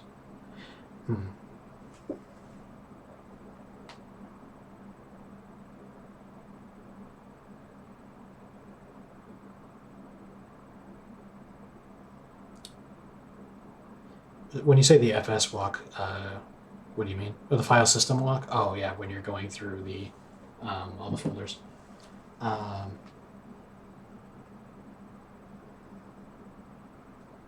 Is memory mapping an option in your case?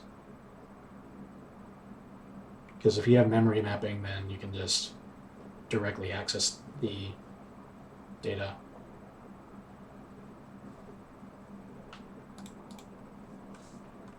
And then not have to copy it.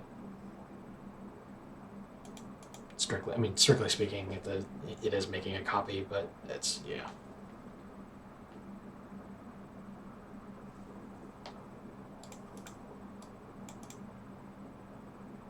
Okay.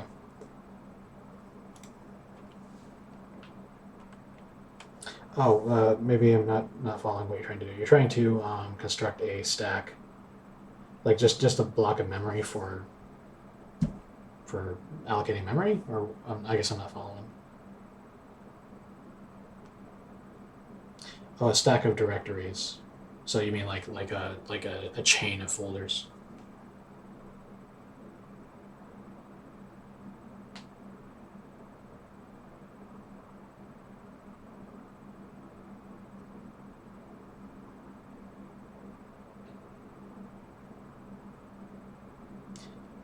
Do you just mean the absolute path of the stack of directories?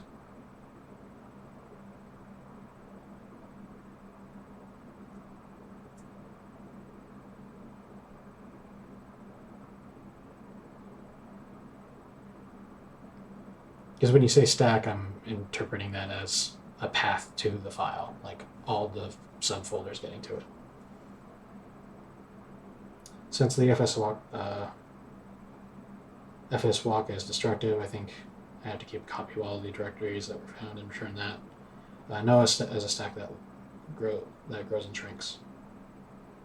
Oh, okay. And so a stack of just the names of the folders, or a stack of the contents as well? I guess I don't really understand your project. Okay, so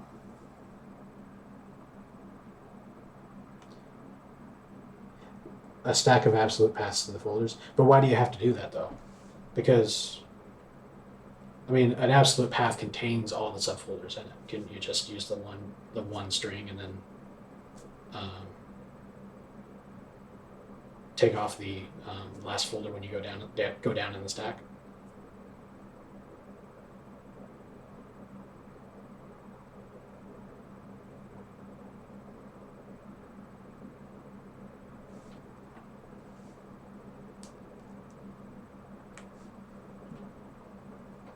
Probably have the phone up in a more central position.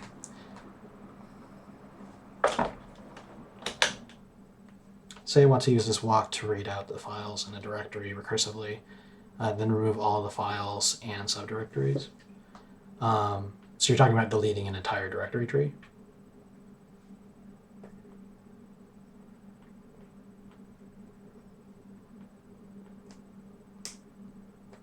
But if you're deleting an entire directory tree, can't you just do an OS call and have the OS do it? And just call the delete on the lowest root?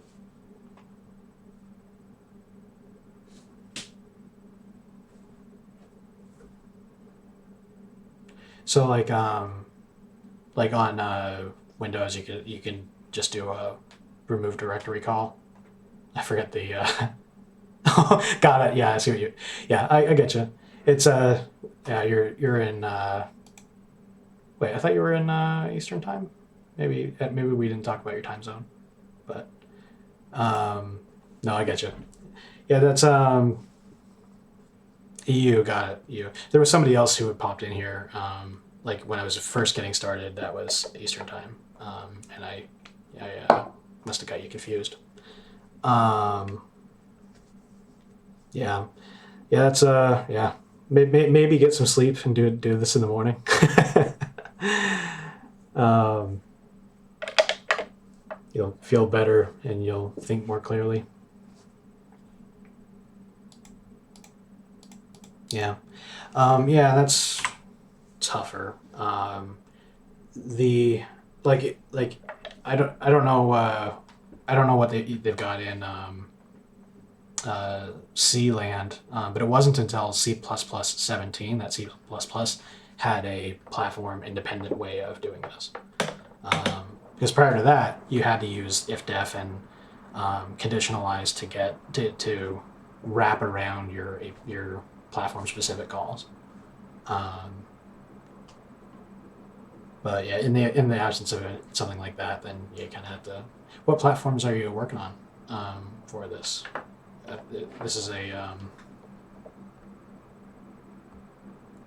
I'm scrolling back up in the chat to find what you were telling me it was.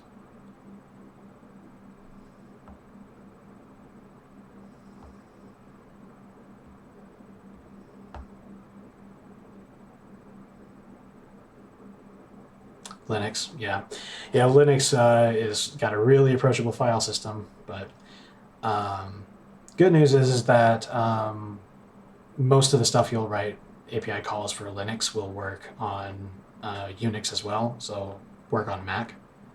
Is there a platform that you're going to be specifically showing this off on, or you just want it to be available and work on as many systems as possible?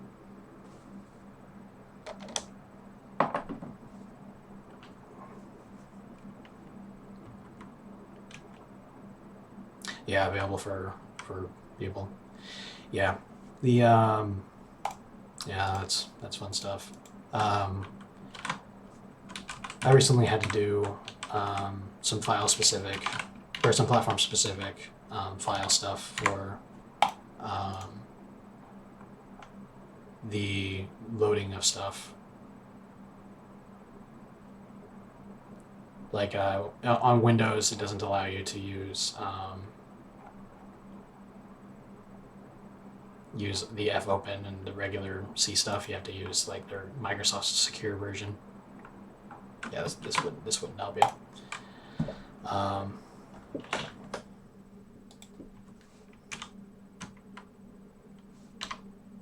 Yeah. Do you have a Windows and or a Mac to test on?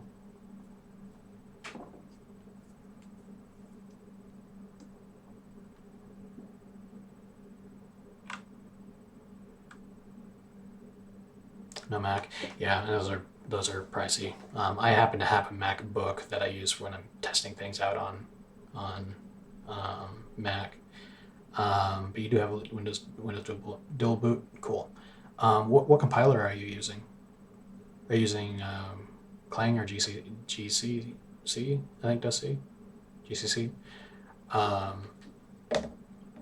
GCC does compile on Mac, but you can't do GUI programs with it, I don't think. Um, yeah, GCC the classic. Yeah, and this is a command line program too, right? It's not a it's not a GUI. Yeah, if it's just a command line in C, um, then yeah, you can do that with GCC on Mac, and it'll work just fine. Just use just make sure that your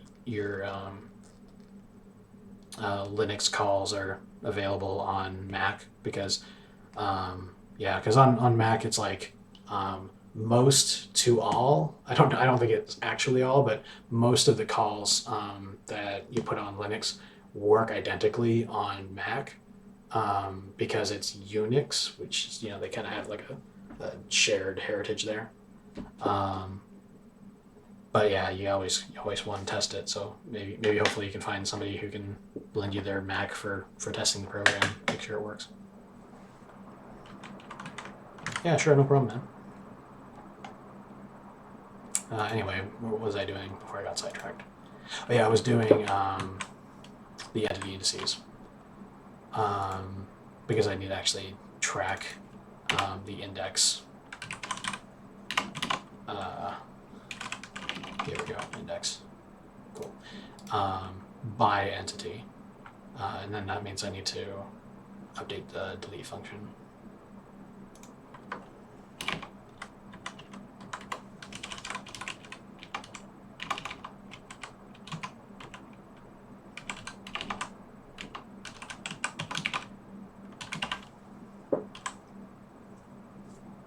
There we go. And now back in the query.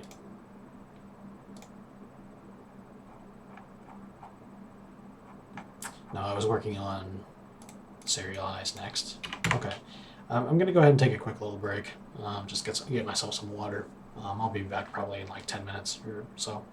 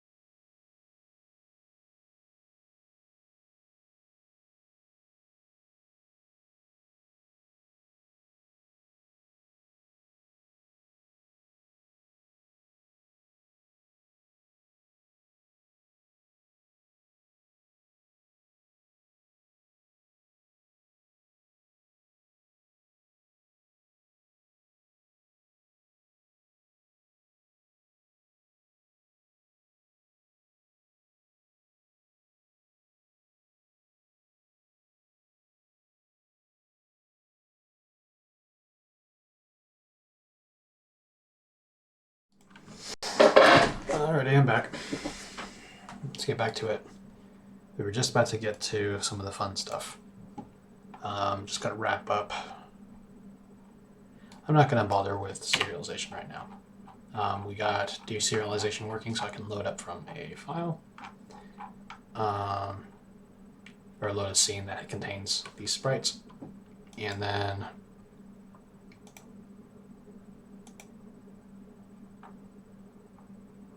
yeah, so all we need to do at this point is do some rendering. So for each of these sprites that we've got,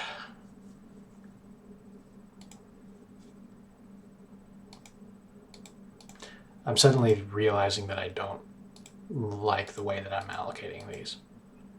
I mean, they're allocated the way I want. I want them to just be a block of memory that's statically allocated. But I'm realizing now that I need all the stuff to be contiguous. And that means I need to...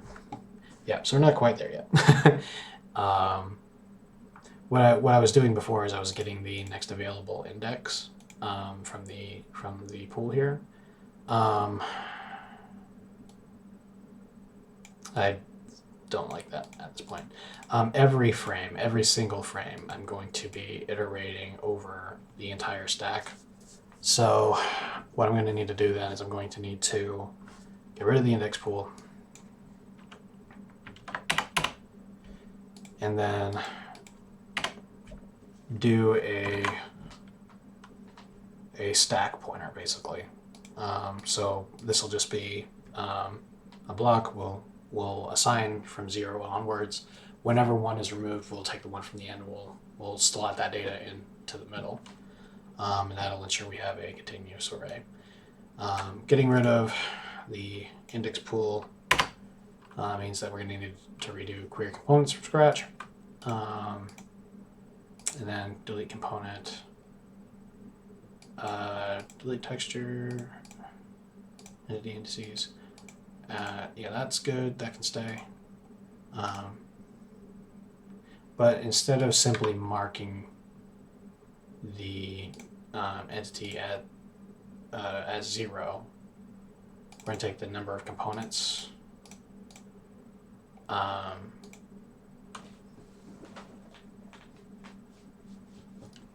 Number of components minus 1 to get the last element. We're going to copy its elements into the element that we're removing. So we'll do the components at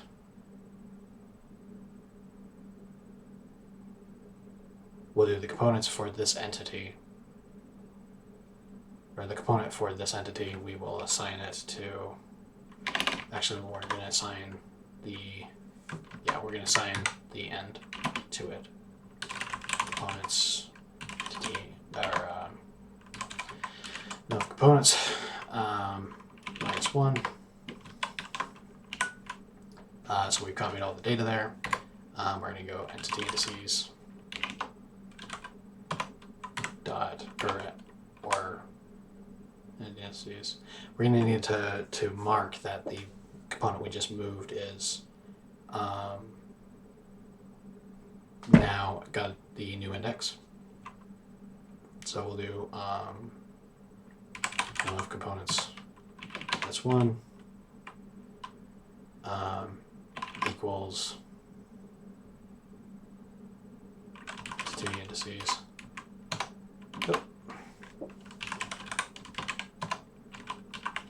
At E,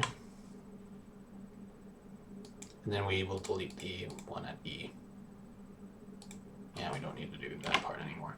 And we'll do number of components minus.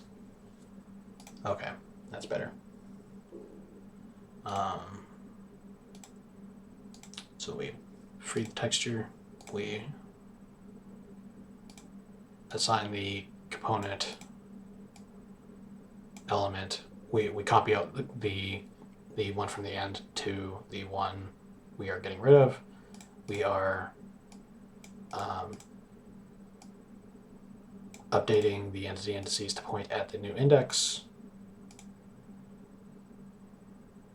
We are removing the element from the map for this entity ID, and we decrement the account. That's good. And then we need to come back to this guy. Instead of doing index pool.back, we're going to be doing num of components, which currently points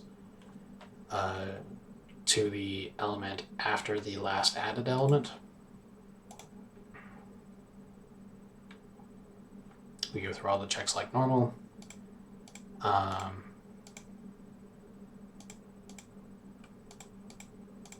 And then at the end here, we increment.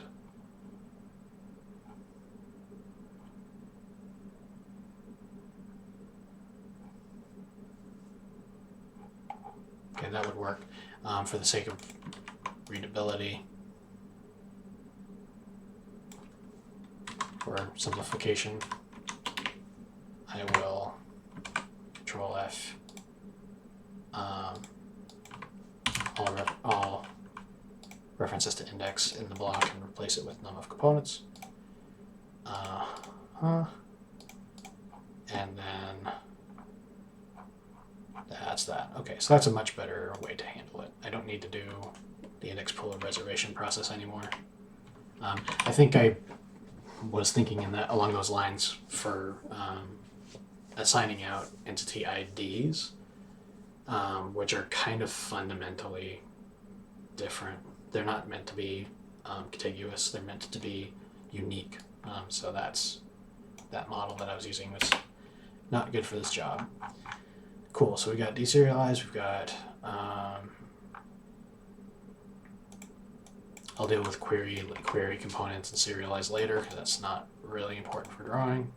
That's just for scene management stuff. And yeah, let's go ahead and get some drawing code going. So when we go to scene draw, we're going to need to have quads. This is going to be a 2D renderer, which means that we're going to need to batch quads together, which means we're going to need to transform this stuff on the CPU.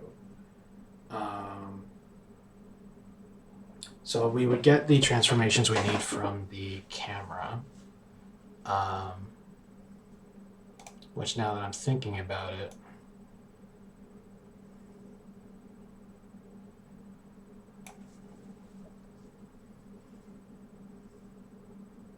actually no, we wouldn't handle this with respect to the camera. So by default, when you are doing a shader, you are doing transformation of the vertices into the, what's it called? The unit volume? The clip space. I forget, there's a special name for it, but the name of the volume of points that actually wind up on the screen, it's just -1 to 1, -1 to 1, -1 to 1. And in order to transfer them to that position, you would use the model view projection matrix. Model takes the stuff out of model space, puts it into the world space. View puts it from world space into space relative to the camera, to the view. And then projection takes the stuff in the world relative to the camera and then like squishes and distorts it so that way it resembles your view frustum. But when you're doing a batch renderer, you are doing the model matrix yourself. You are sending the vertices to the GPU already in world space. So that way, when you go to render, it's a single draw call. All the vertices are done at one time. You're not having to set the uniforms over again. So for that, I guess I would need a shader that references the view projection instead of just the model view projection. Or perhaps I would set an identity matrix for the model matrix. I think that's the correct thing to do. So we would set up the camera like normal. And then we would set up the model matrix to be an identity matrix and leave it like that for the rest of the scene call. So the way that drawing the scene normally works, this is not typical as far as I'm aware, is that when you go to draw your scene, it's not actually done automatically. It is done by whatever state you're running. So this is a test state. It's a state is basically a go to the header for this guy. Doesn't want to go into the test states. Sandbox states, what it's called. Basically, a state is like a little applet that runs in the game at any given point in time. You go from state to state to state because it's like a global state machine. So state 1 might be your loading screen, state 2 might be your main menu, and state 3 might be yet another loading screen, and then state 4 would be like you're in your game world and running around and stuff. Those states actually also manage when you render on the screen and what portion of the screen you render to. So I'm not quite there with frame buffers and viewports yet, but we are there for having the scene actually handle calling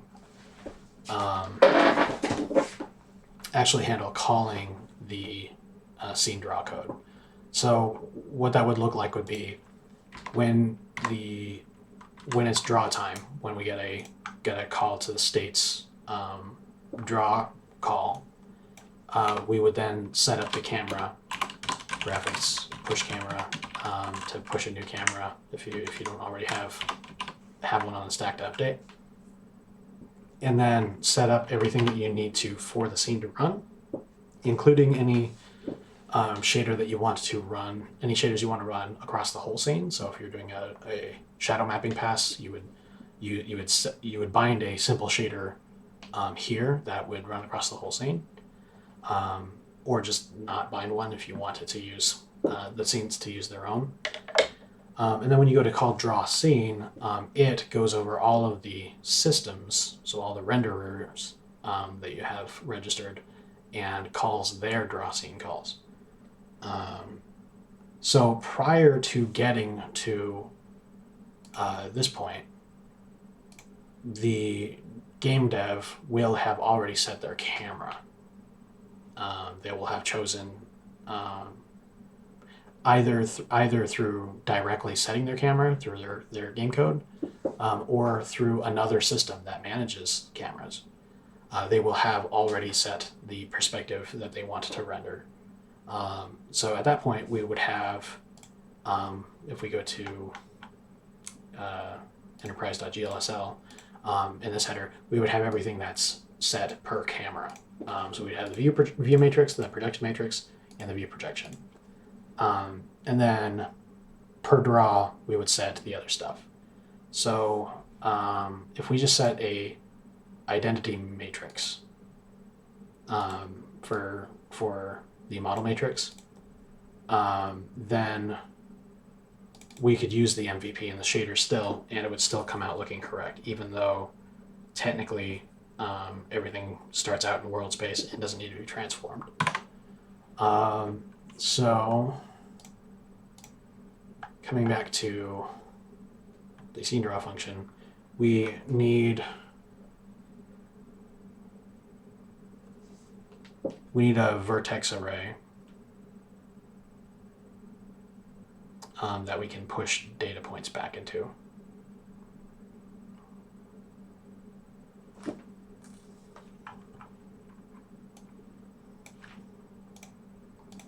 So I'll do a static one up here.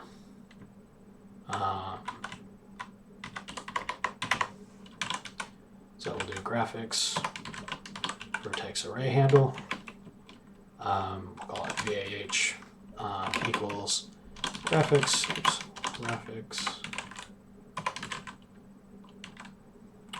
Actually, this has to be done during init. So we got a vertex array handle, but we actually have to initialize it during init because until we do so, the context is not ready. The OpenGL context is not ready for use. So we'll come back down to init. But VAH equals graphics. Create uniform or create vertex array. And then this is all the stuff we need for getting a vertex array going. We need to specify the maximum number of vertices that we will be loading up. We're going to be dynamically setting the data for vertices in this array. So that means we're going to be needing 4 points per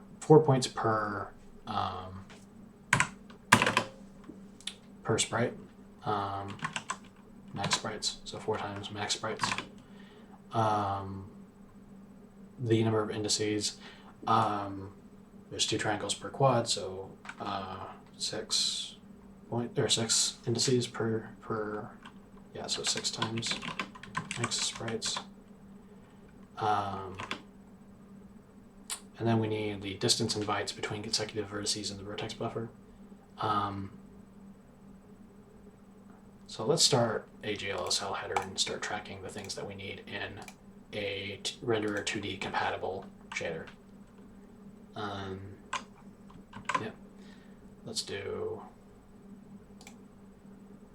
I'll do it in content, and I'll do a new folder for shaders. Wait, that's I'm just remembering now that we're putting this system within the enterprise library, so we're going to do that in here instead. Underneath engine shaders, we'll add a header. So new file. Let's do renderer2d.glsl. And this will be the header for shaders that want to work with renderer 2D. So this stuff will be included, and then you would include renderer2d.glsl as well. And what do we need? We need to set up some inputs. So we need the vertex position, so invec3 in pause. We also need the UVs, so in vec2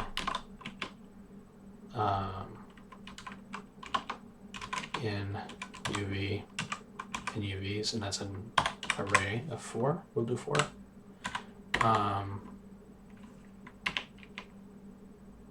And I guess that's it for that. We also need the textures.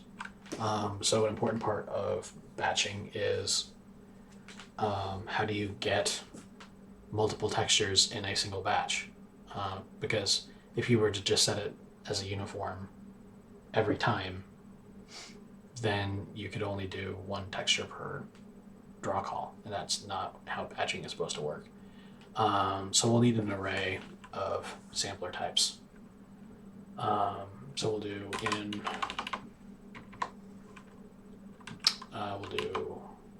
uniform sampler 2D. I think we can do an array at least. I seem to recall that there's potentially an issue with doing arrays of textures, but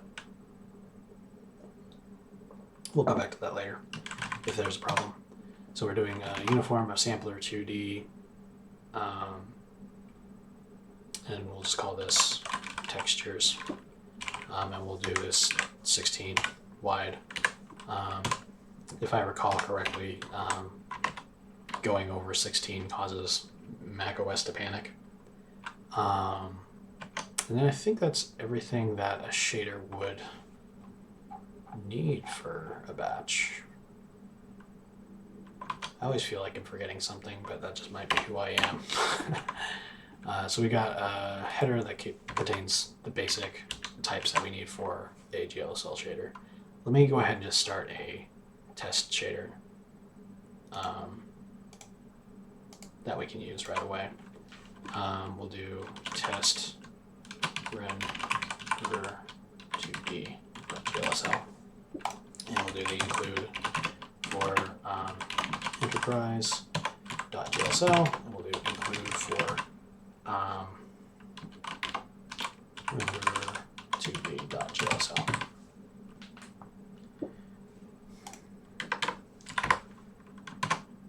We'll see how well this system for writing shaders works once I've actually got the system put together. So let's head back to the header. We got in position, in UVs, and then we gotta set the textures. Oh, we also need to know the IDs of the textures. So we would do in flat int in text ID, I guess. And that's going to be one per vertex. It's got to be per vertex because otherwise, how would you do it?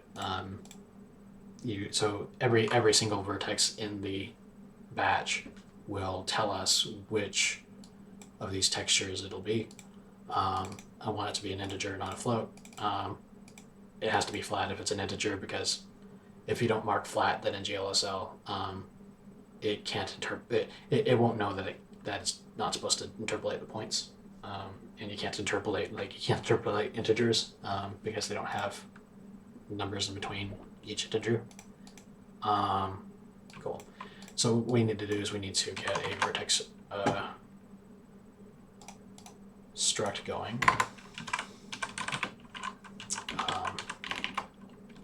R2D vert.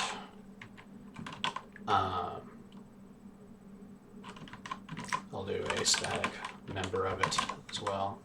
I'll make C++ versions of those in a second, and then call this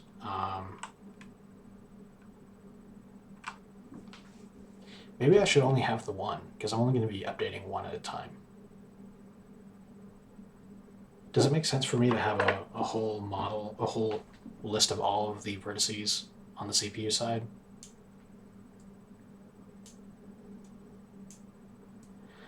I don't think it does, because I'm going to be updating each of these one at a time.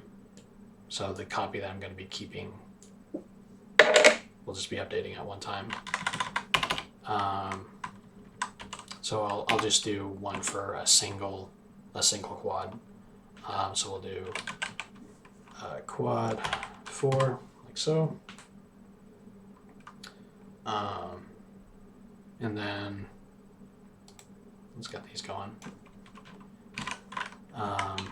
Don't need the in keyword. With GLM, we can just do GLM vec3, and it's actually literally the same name type, and they did that on purpose. And it in text ID. And now I need to specify the stride. So we'll do R2D size of R2D vert. And then, well, actually, that's not right. Isn't there a helper that's better in C++? Isn't there a helper that's better for strides? Stride of, or stridelen?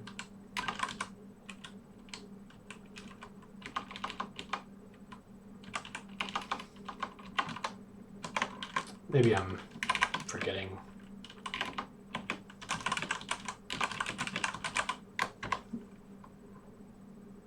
Because I think it's like, I think in GLSL it's like,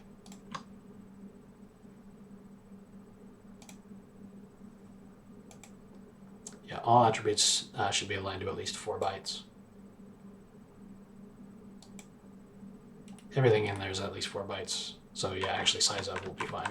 I don't know if I'm imagining things when I think that there was a helper function or helper macro for getting the stride for byte stuff, but does GLM have something? No, it doesn't. All right. And then we need to specify the data layout. And this took me a little bit to figure out a decent agnostic way to do this. So a vertex layout is an initializer list of tuples containing all the things that we need to describe. Gives us the name, the hash name of the variable, the data type that it contains, and then I believe it's the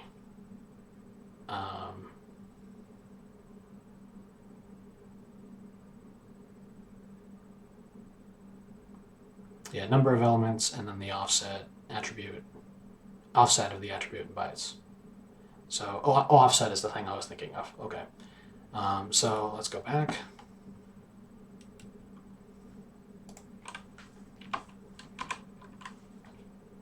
Okay. So the first thing is the hash name of the attribute. So we'll do first tuple. The attribute that we're doing first is inpos. The second attribute is the data type, so we'll do shader data type. Oh, that needs to be brought out of the scope as well. Yeah, let's do that. As I go, I'm realizing that more and more things need to be located outside of the namespace. Okay, so now we've got shader data type. Inpos is a vec3. And then we need to know the number of them and the offset. So we're only doing one in this case, and we're doing an offset of 0. If I want to be future-proofing this, then I would do offset of and do in pos in R2D vert. Technically, or did I get that backwards? Offset of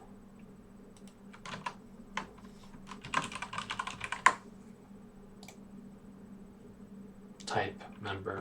Yeah, I got it backwards. Technically, that's just going to evaluate to 0, but like, what if in the future I rearrange that? Then it would screw things up. The offset, and that's it for that element, I believe.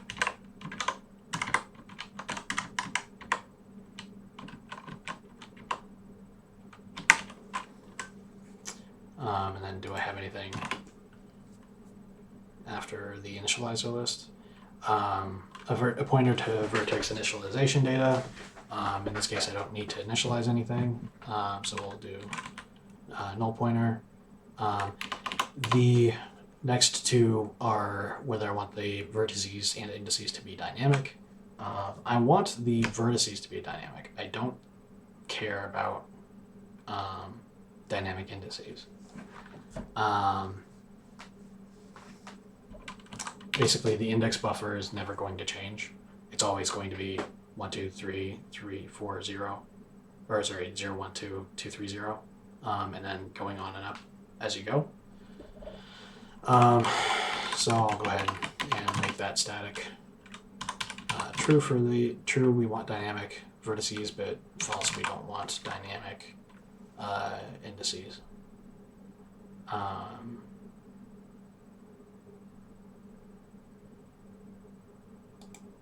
That's interesting. Null pointer.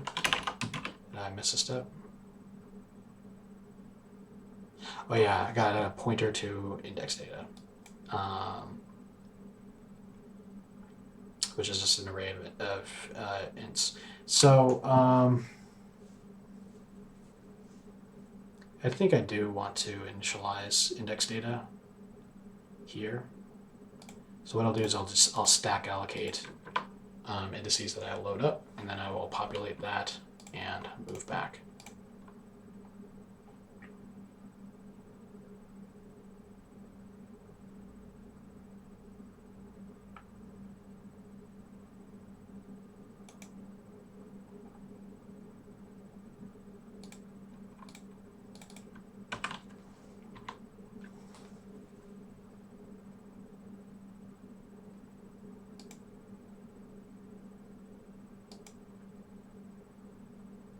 The indices are of size GLU int,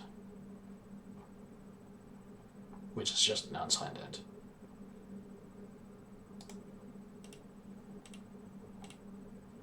Well, I do want to make this like, I don't want to be using OpenGL code in here. Yeah, I'll just use unsigned int in here. So we got unsigned int indices, our index init buffer. We'll make that the size of 6 times max sprites. And then we got to go through there and set it up with the 0, 1, 2, 2, 3, 0, and then 4, 5, 6, 7, 8, 4, going on up. So we got to do a for loop for I sign.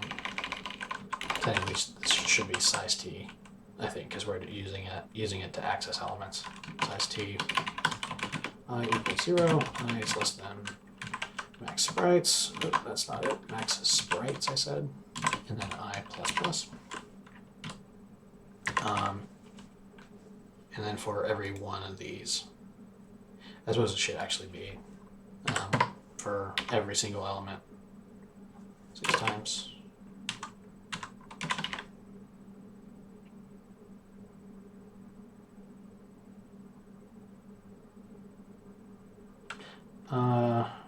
Yeah. And then what we do is, no, let's do one for one loop per quad. And then we will assign four at a time, 6 at a time. Yeah. So what we'll do is we'll do index init buffer at I times 6 equals I times 6. Does that sound right? I times 4. So it would be 0, 1, 2, 2, 3. 0, 1, 2, 2, 3, 0, and then on the next loop it would be 4, 5, 6, 6, 7, 4, and then next it would start on 8. Yeah, so times 4. Index init buffer at I times 6 plus 1 equals I times 4 plus 1, and you can kind of see the pattern here.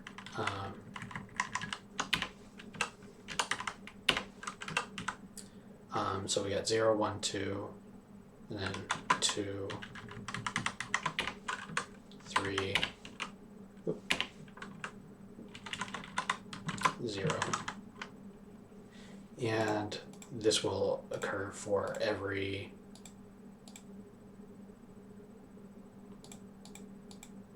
value.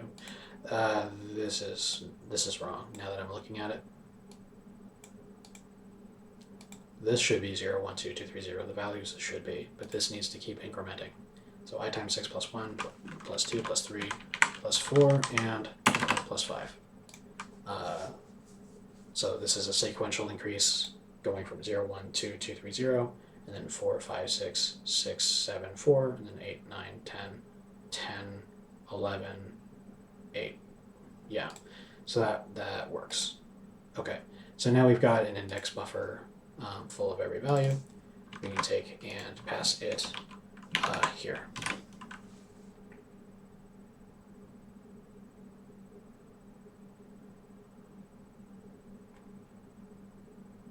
And then dynamic vertices. Yeah, this is where we set true to the vertices, but false to the index buffer. internally, this means that the vertex buffer in the array is set with GL dynamic, and the index buffer is set with GL, or allocated with GL static, or GL static, I think is what it is. All right, now we've got a vertex array pre-set up with the index buffer. This will drop out of memory as soon as we go out of scope.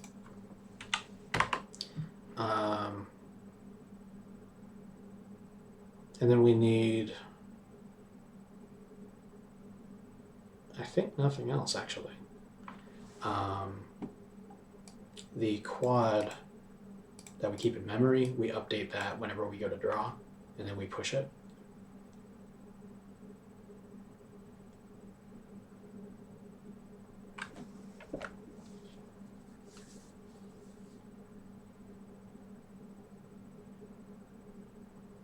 We need to keep track of how many we are rendering in the array.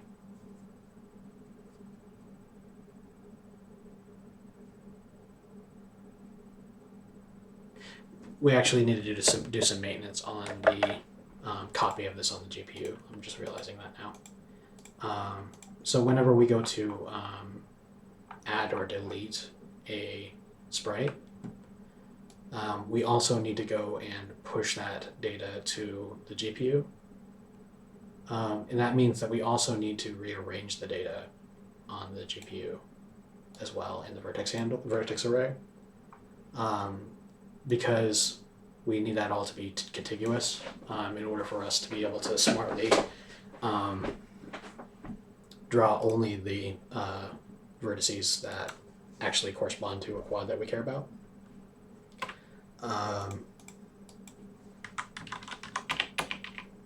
Yeah, so that's that. Let's go into deserialize now.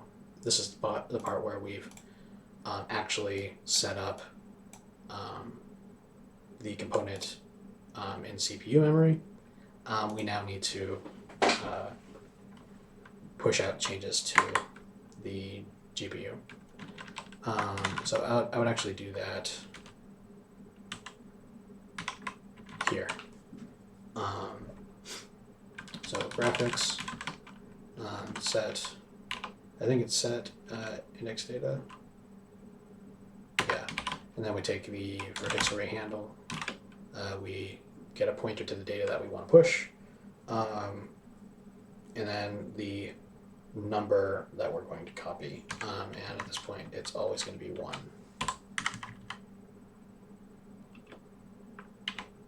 Actually, it's not. It's going to be 6. 4. It's going to be 4 because there's 4 per quad. But in the middle there, oops, didn't need to do that. In the middle there, we're actually going to need to get the data. So we'll do VIH. Wait, that's not it. I need to move this up above so it's at the top of the file. There we go. So now we've got access to the quad. So we need to go down to here. We need to set the quad for each from here. We can do this as quad dot inpos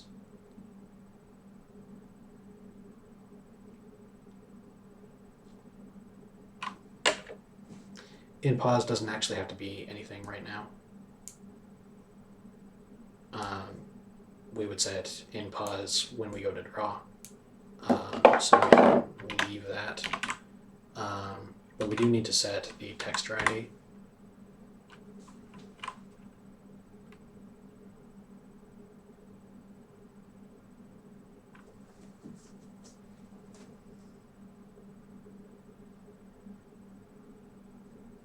Right now I'm thinking about how whenever we go to draw, we're going to be updating the vertices, but we don't need to update the rest because these are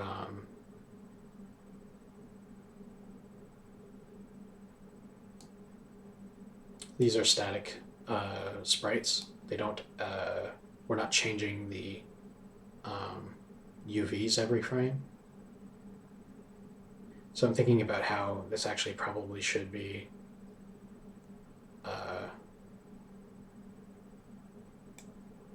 striated. Right now it's sorry, not striated, but contiguous. Right now we have in vertex array handles, and this is just the way that the API is at this moment. I set up vertex arrays to be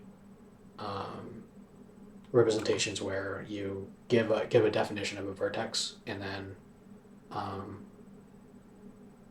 it just places those one after another in memory. I'm starting to wonder now whether I should do it the other way, or have an option to do it the other way, where you're not updating every piece every frame.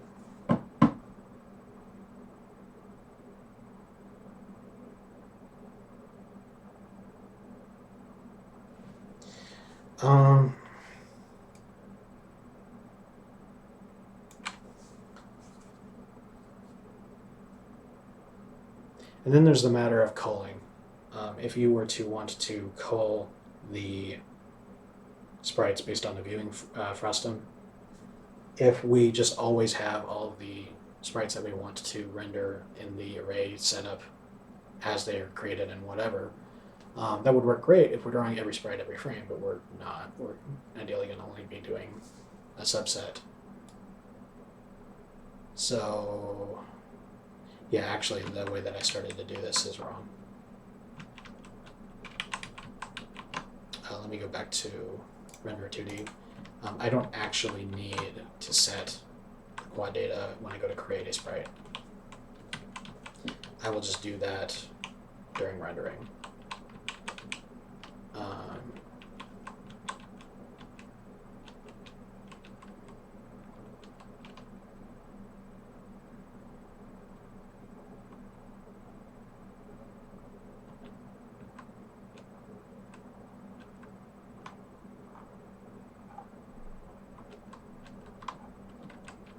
Cool. So this is where we're at. During init, we set up the vertex array. We set up the indices so that it's always the order that we need for everything, and then we leave it. And so now what the plan is at scene draw, we will take and construct each one of the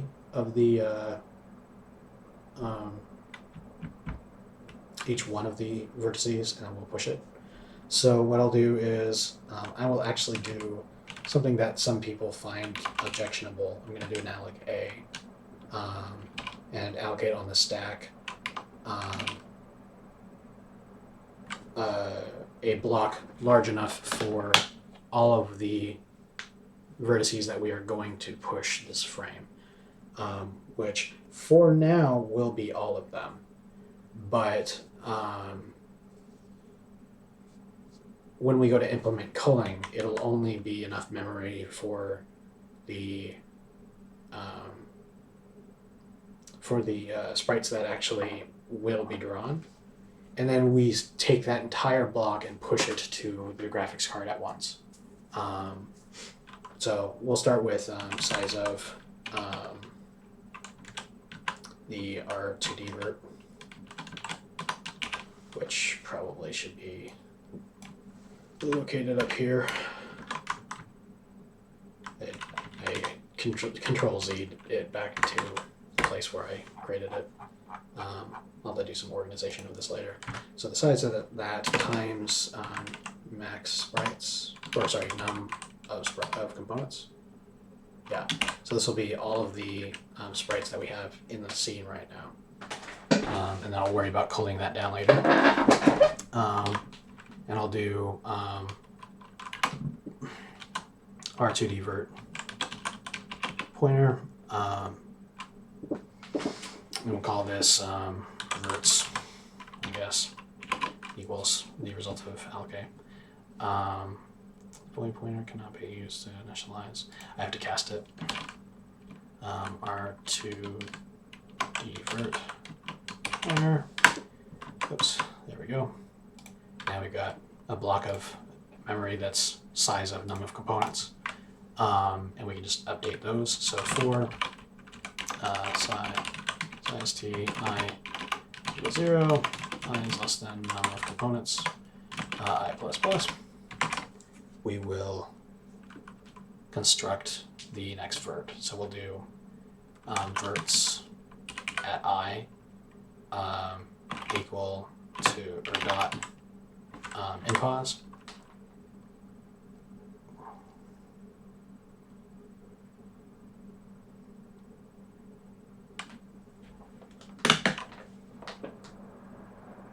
Yeah, dot impos, and we're going to need to transform that.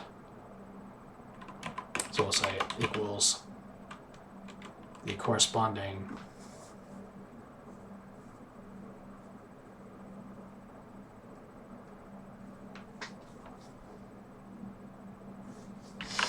now I'm confusing myself. So we've got a block of verts that we need to populate, and then we send those to the GPU. Those are of this type, RTD vert. The components themselves, though, contain the data that we need: the entity ID, texture handle, and the UVs. We need to get the position from the entity itself, so we actually got to call scene manager get position, I think, and pass it the ID.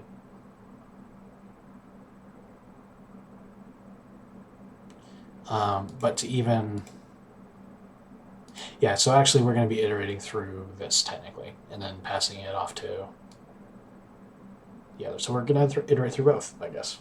That's what we'll do. I'm not sure how I'll handle culling, but I'll deal with that when I deal with that. So we're going through components. Nope, that's not it. Components I dot ID gives us the hash or the unique identifier for the entity. We will use that in scene manager. Get entity position, passing it the ID, and now we've got the ID of, or the position of one of the entities. We need to transform that. So first let's get the variable that we'll be putting it in, which is going to be in verts I dot impos equals the position times, oops, the camera. There's that graphics. And now I'm realizing I need a camera data getter. When you push or set a camera on the camera stack, what that does is it updates the uniform buffer in the Enterprise GLSL header. So it updates this one, the EP per camera. But I'm realizing now that I also need to know the matrices for the sake of batch rendering. So let's go to the camera stuff. Yep.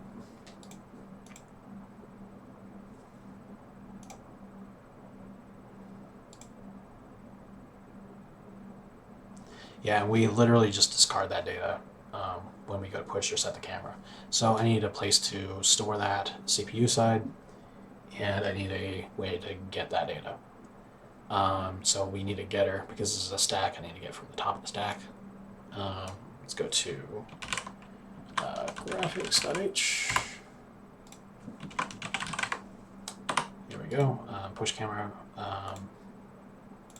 set camera, pop camera. Now I need to do static. I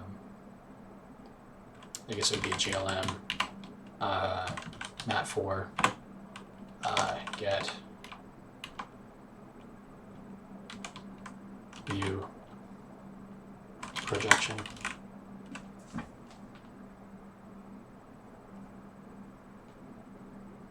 I don't think I actually have any purpose for getting just the view matrix. I might do getters for the others later, but for now I'm just going to do a regular getter. I will implement this alongside the camera functions.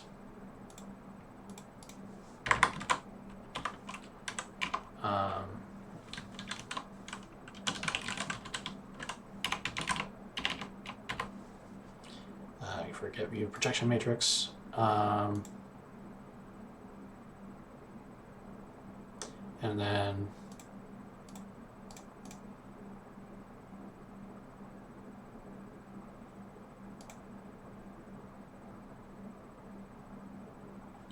then I need a place to store the data. So we'll just do a static bit in here. I guess I could put it inside of the camera global UV struct. So I've got a spot in memory where I store the relevant data. Oh, I am already keeping track of that then. View projection. Yeah, because this is being stored here in this stack, STD stack. So when I go to InPlace, that's actually not being discarded. That's not a local variable, that's a global one. So actually, yeah, I can just access the topmost. So I go to per camera global UV data stack, a little bit wordy, dot back, or dot top is the term for stacks, dot view projection, and I can just return that. Cool, easy peasy. And now I just use this for the renderer. So that's going to be graphics, get view projection map. So we're taking the entity position, which is a GLM vec3, multiplying it by the view projection map. Oh,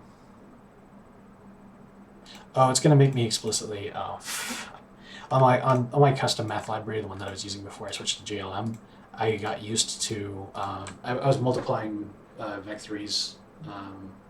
I was trying to transform vec3s all the time using mat4s. So I just made it a rule that you can multiply vec3 by a mat4, even though that's not mathematically correct. And what it would do under the hood is it would just append the extra row and extra column, or extra row to the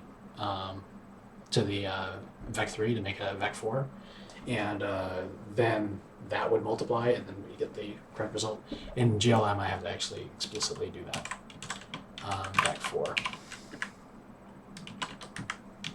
which I guess is probably correct. And thank God Swizzling works. I can provide it a vec3 and then add 1 to the end. Because otherwise that would be a much wordier constructor. Cool. So now we got the transformed in position. Verts I dot text ID. That's going to be equal to we just look it up from the components. So that would be components I dot text.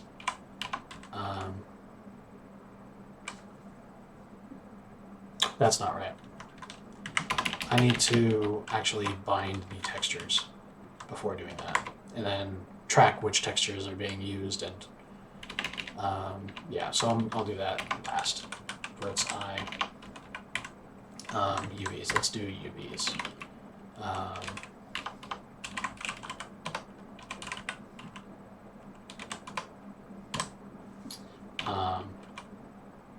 So I guess I would have to loop through all of them. I can't just do that because they're pointers. So we'll just do 0, and then we'll do 1, 2, 3. We'll do the same thing for here. Okay, and then we need to worry about the textures now. So,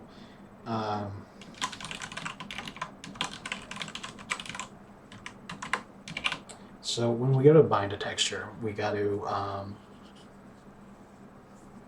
pass it the texture handle, which is stored in the component, and we got to pass it the uniform name to bind it to.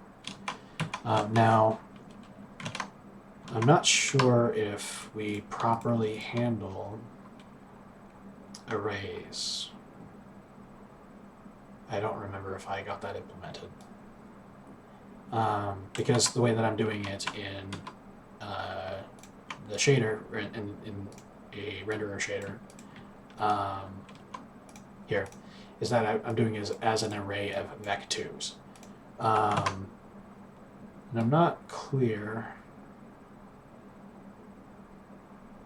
if there's a problem with that.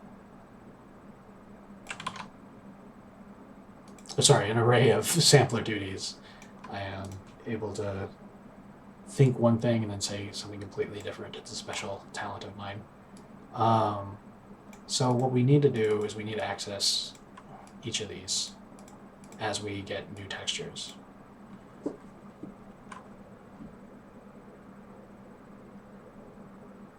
The idea is that we would keep going until we can't bind the texture anymore. And then we would flush the batch and start over.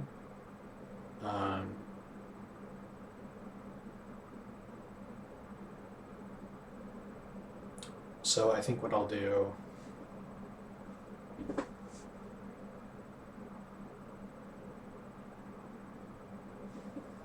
I think when I go to bind the texture, I literally just put it in square brackets, the 0, 1, 2, 3 as the name. I'm not sure if I've thought this through. I guess we'll do it and then see if something breaks, and then deal with it later. So for starters, I need to get the texture handle. So we go to components, I.text is the texture handle, and then I need the hash name of the texture. And because I have a system-specific header, I can be sure that it's always implemented with the correct name, and it would look something like that, if I'm understanding correctly. But I'm realizing now that that API is not. I need the ability to do an array of samplers. If I'm remembering right.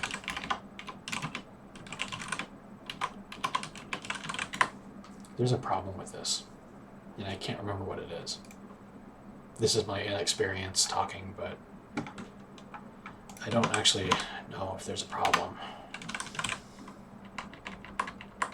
Wait, no, it's coming back to me now. If I'm remembering right, it's like the size of a texture is like, or the size of a sampler type is like vague in the spec. So you can't compile a shader that does an array of them.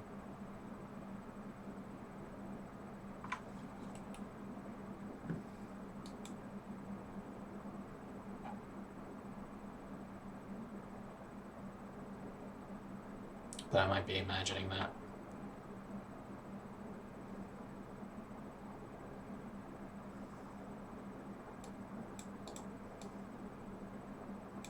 Oh no, I'm thinking of how you can't use them in uniform buffers. So never mind. You can totally do arrays. Yeah. So when we go to bind, I think it reads like that. Let me go into the shader preprocessor, or the shader compiler, I should say. Compile shader source. This is, word of warning, this is a pretty lengthy process where I do all kinds of pre-processing to get includes and variants and things like that working. But when we go to actually compile, here we go, compile and link, we do some introspection, and we take a look at the uniforms, uniform buffers, and then sampler uniforms. We do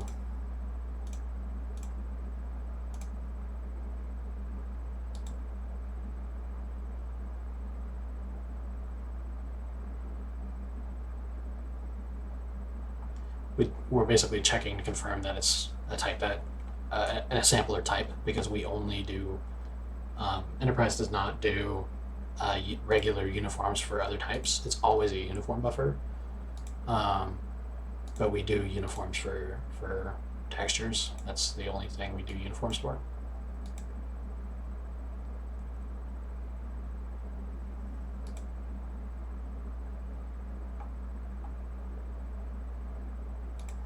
Get uniform name.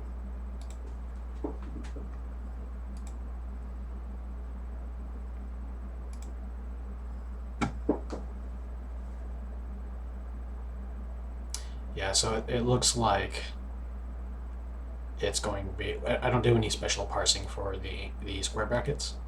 So when we go to set this up, I'm going to need to do a switch statement, which isn't great.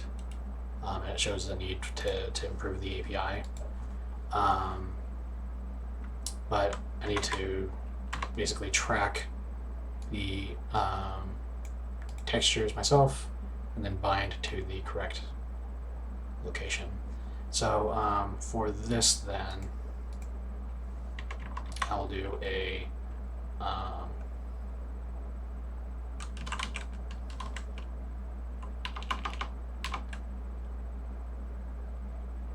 will do an array of texture handles, or yeah, so it'll be graphics texture handle,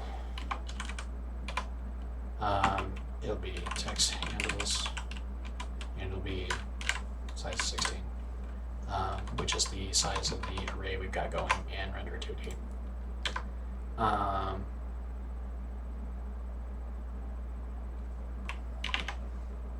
Then we'll do num used textures,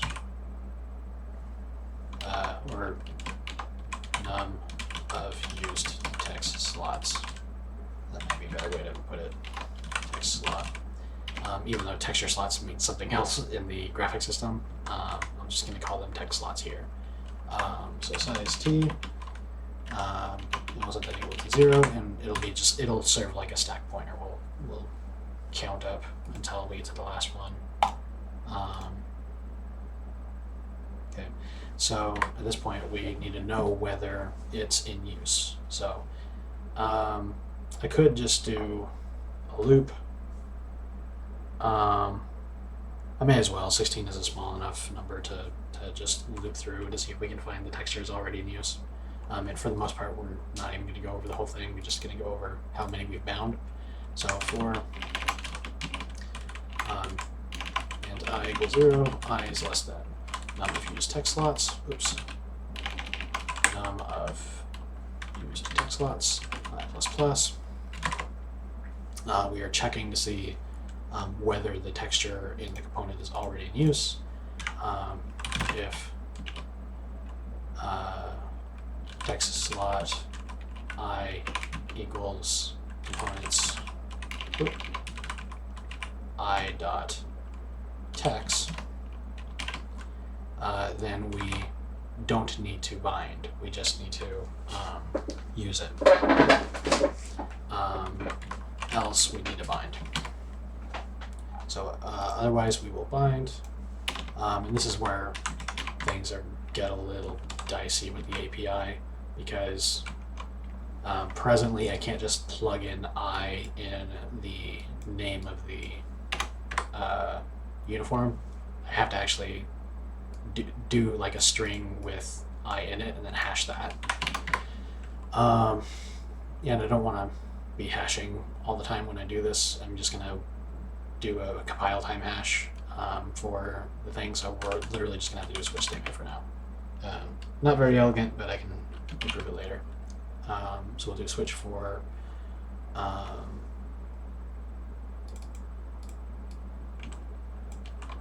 components.text. Or no, switch for, I'm being tired. It's only 8:30 where I'm at, but for some reason, I'm just like, my brain's turned off. Yeah, sorry, switch for number of used text slots. Because this will be pointing towards the element after the last used text slot. So then we can go to graphics, bind texture, and we would use the hash name of, let me get a better name for that, in text slots, maybe. Yeah, let's use that. In text slots, and then that comes second. First I use the text handle, so that'd be components i.text. Okay, and now I would use this for each and every one of these. So yay me, case 1 or case 0, and then break, and then duplicate this a bunch. 1, 2, 3, 4, 5, 6, 7, 8, 9, 10, 11, 12, 13, 14, 15. Yeah, not a great solution, but I don't want to rejigger the API right now while I am doing the first renderer for this engine.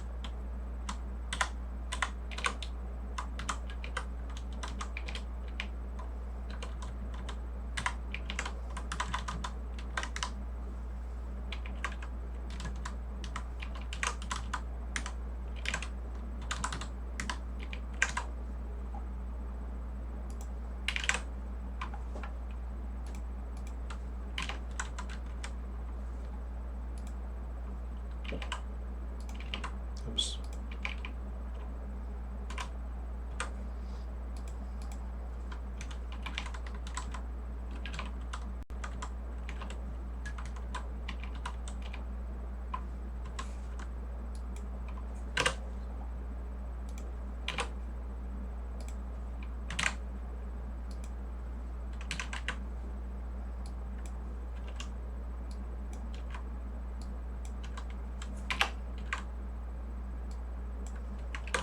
Okay, yeah, and that's just how it'll have to be, so that these are all hashed. This macro hashes a string at runtime, except for in the case that it is in distribution builds. In the distribution builds, it does it at compile time, which is great, so that makes this all a little bit faster. But yeah, we'll bind the texture, and we'll do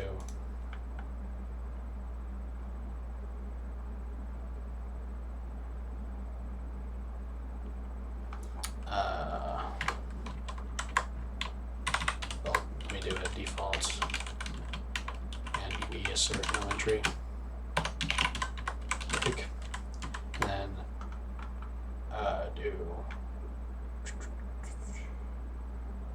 I need to store it. So we'll say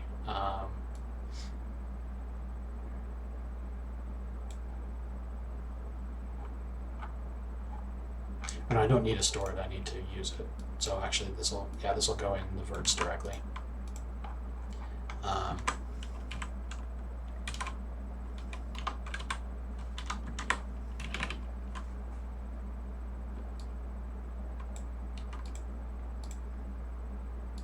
And then text slots, I'll be setting that equal to I.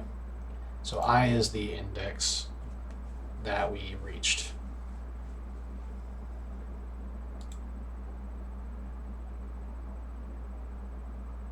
Now that I'm thinking about it, this needs to go outside of the block as well. That needs to come down here. we'll do that if I equals num of used text slots. And lock that in. And I'm just realizing right now that I've got this is all within an iterator of I already, so I need to fix that. So this local one needs to be J. Oh, come on. All right, let me do it myself.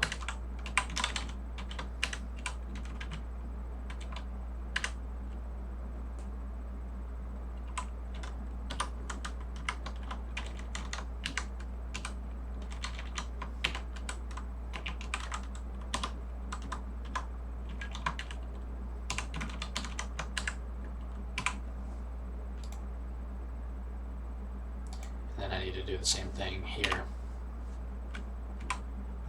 Can I just do Control F within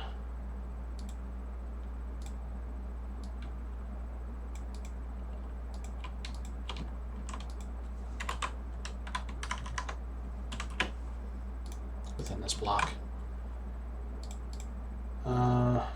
That's for the whole method. Yeah, so let's do current duck. We'll do replace I, match whole word, and replace it with J. Bam, bam, bam, bam, bam, bam, bam, bam, bam. Cool. All right. That should be better. So now, now we're iterating through the whole thing. If J is less than the number of used text slots, if we encounter if J equals, if we encounter a texture slot that already has the value, then we will just pass that value to the vert, and it'll use that index in this array for the sampler TDs. Otherwise, if J equals num of used text slots and num of used text slots is less than 16, because we have a cap of 16, then we will bind it and then pass it along J as well.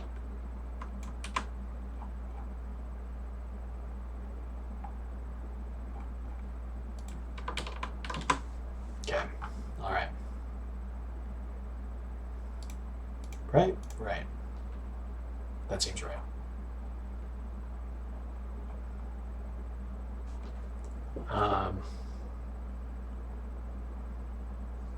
Now, if we wind up in a situation where we have exceeded the number of text slots, we need to render and start over. So I'm going to do that later. But add a quick note to do flush if hit max pictures. And by flush, I mean that we'll draw out the ones that we already have in the buffer, and then we will start over again and do the rest. That might not be the most efficient way to handle that for breaking calls down, but you know, I'm not fussy right now. This is just the first attempt at a renderer. Who knows if it'll even make it into the final version.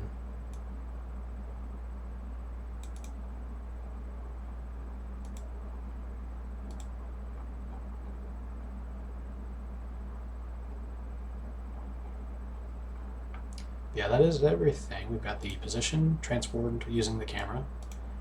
We've got the UVs for the texture, and we've got the texture slot, and the texture is bound. So I think that's good. Now that we've done that, this is something we did for every single component. We now have an array of verts that we can update the graphics card with. So we'll do graphics. Set vertex data, and we'll pass the vertex array handle. We need the address of the verts, which is already a pointer type, verts. And then we need the index of the first vertex to replace, which is 0 in this case, and then the number to copy. And we are doing num of components count of them, which once we get culling in here, we're going to be doing thing in there. Well, hi, Nick the Kicker. Yes, this is C++. This engine is in C++ 17.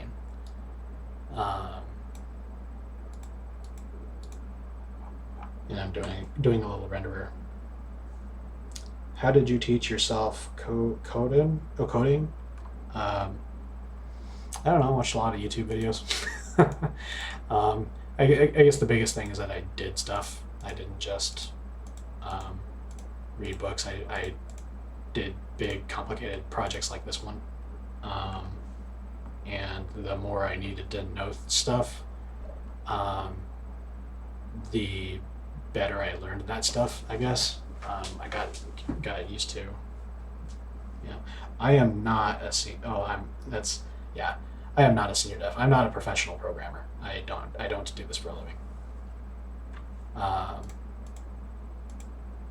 Yeah, I'm just sort of doing this as my own project. I'm a sound designer by trade, and I do music and sound design for games primarily. But that's still indie and still getting off the ground for me.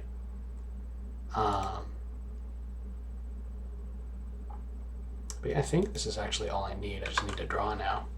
Graphics, draw triangles. We'll pass it the vertex array handle. Number of elements to render. We got number of components to render. Actually, that's not right, is it? Number of elements refers to the number of indices, I think. This is a new API, so I'm a little still iffy on some of it. Why that language you pick? What DAW you use? I don't use Ableton. I could probably hack it in Ableton. I primarily use Nuendo myself, which is basically just like a souped up version of Cubase. I don't know if you're familiar with these. The fact that you know Ableton makes me think that you might be an audio person. Do you do music?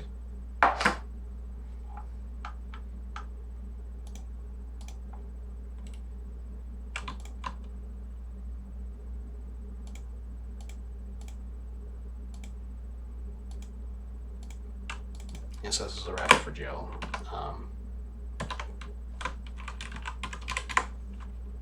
GL draw elements, which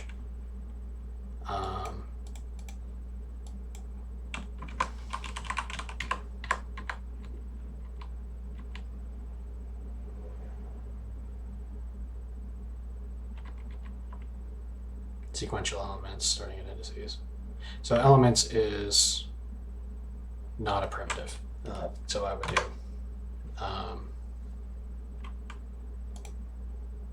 one per index. So where was I? I was in,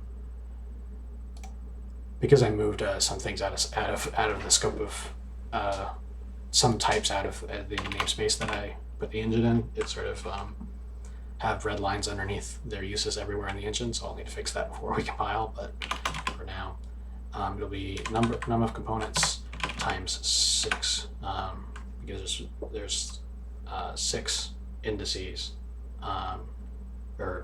6 indices per quad.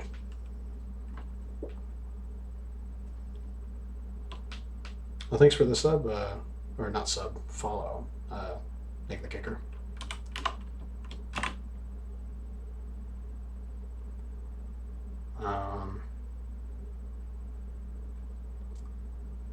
I am. My eyes are glazing over. The index of the first element to render, which is 0, because we're just doing all of them in the buffer up until, yeah, that's right.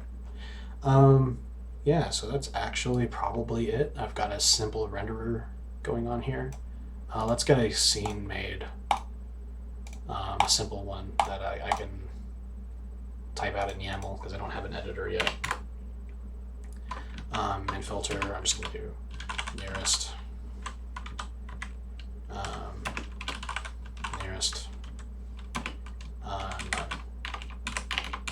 we're not doing any MIP mapping.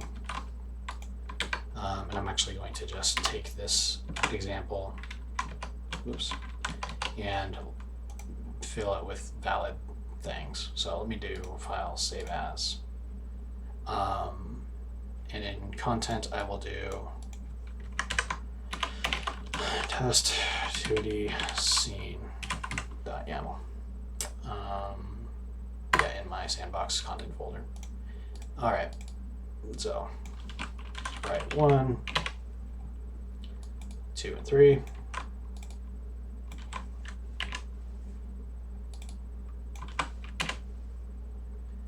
We'll put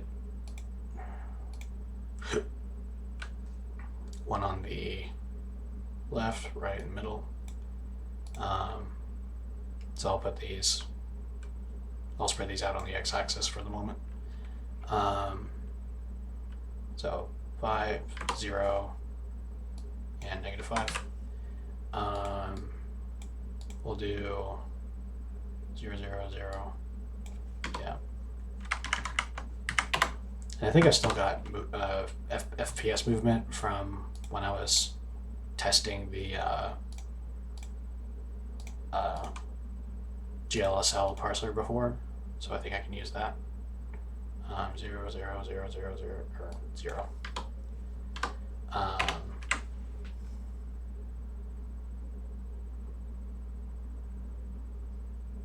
Good. And then roll, pitch, and yaw. Oh, I haven't even thought about that. There's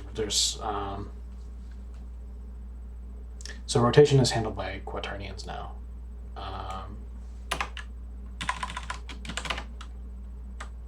At least in the data API stuff, I'm gonna try and make roll, pitch, and yaw available. Even like in the editor, I want it to be like roll, pitch, and yaw, and you can like pick and choose the order of operations, but internally it kind of has to store as a quaternion. So for now, can I just set that to 0? Would that be fine? Let me think about that. I'm still kind of new with quaternions. What's the rotation that just points forward? Euler angles of multiple axis rotations. So if we do roll, pitch, and yaw, it would be no roll, no pitch,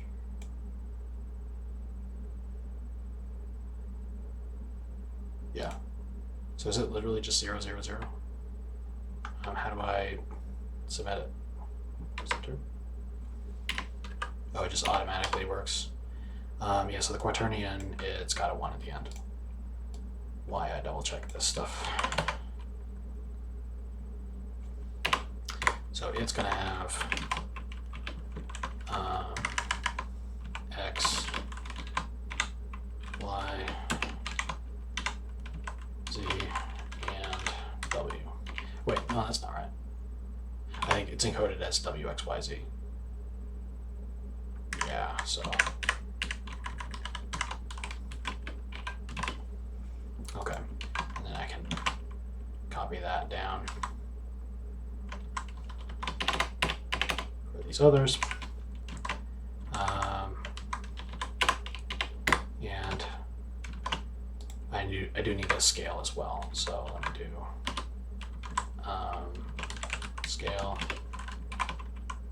x0, y, wait, x1 is what I need, y1, z1. Now I'm not actually using scale or rotation in the renderer I'm testing, but I do need them in the file for it to load the entity correctly. We'll just go by with these random numbers. Give each of these a sprite component.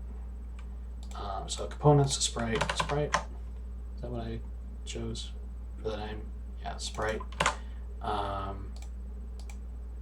Path, this actually has to point to something now, so let's pick a file. Enterprise, sandbox, content. Let's go with link. So he's text2.png.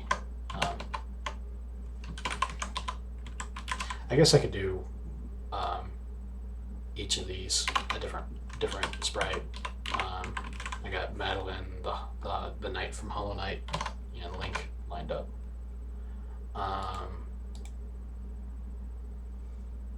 These look correct, so I just need to do one for each of the sprites above.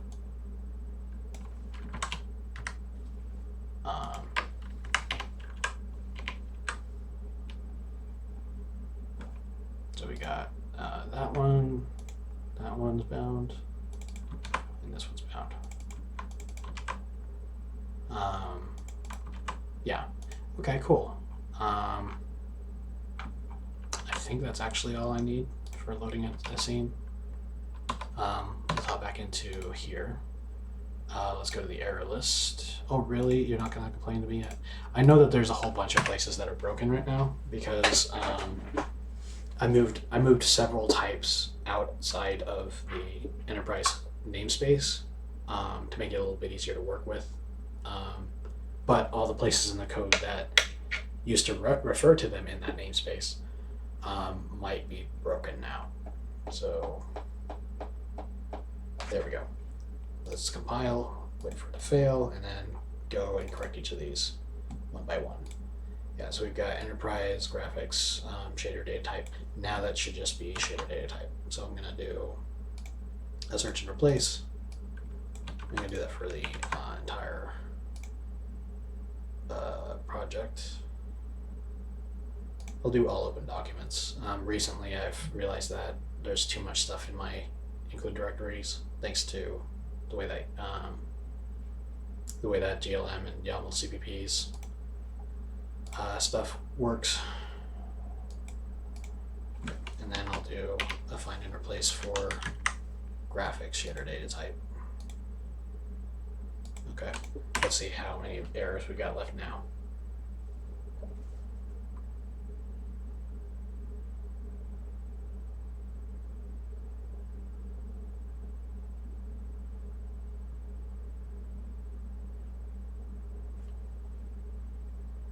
Scene manager.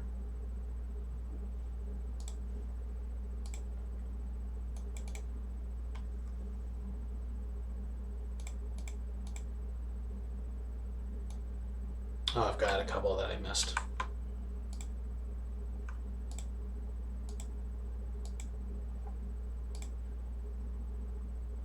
Oh, that's wrong.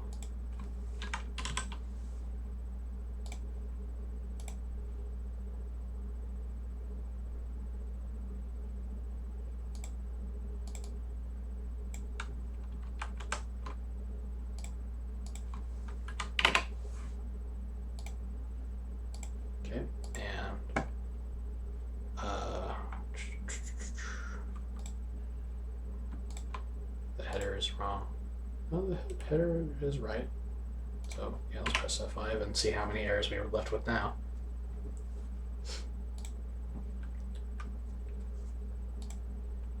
Once we've got this rebuilt, I'll be mighty pleased if it just works.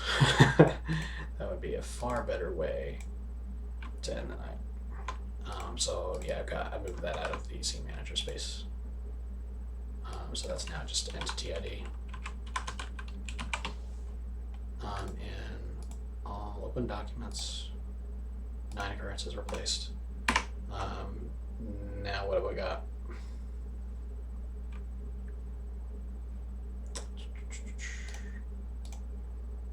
Serialized must return a value. Oh, okay, so that's a legit problem. So, okay, an entity ID is not a member of scene manager. Okay, so here's another one. Control F, and just make you entity ID. Okay, 6 more occurrences. And then let's take a look at the serialized, because I just realized that I don't have any code in these right now, but they're supposed to return something, so I'll just say return true. True. And then this guy is supposed to return std vector entity id. I'll just do a blank one. All right, let's see how it goes.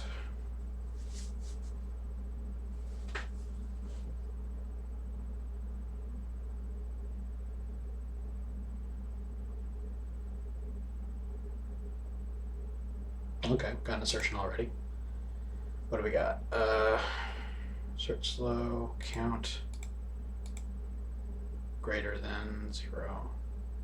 That indicates there was an issue creating the handle. Did I fail to create the vertex array?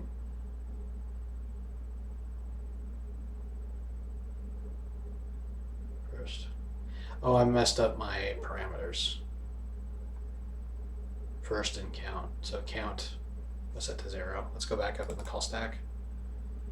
Vertex array handle, EAH, 1, number fonts, 6. Wait, what?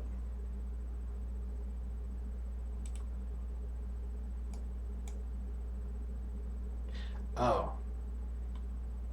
Okay, yeah, whoops. So that's got to be.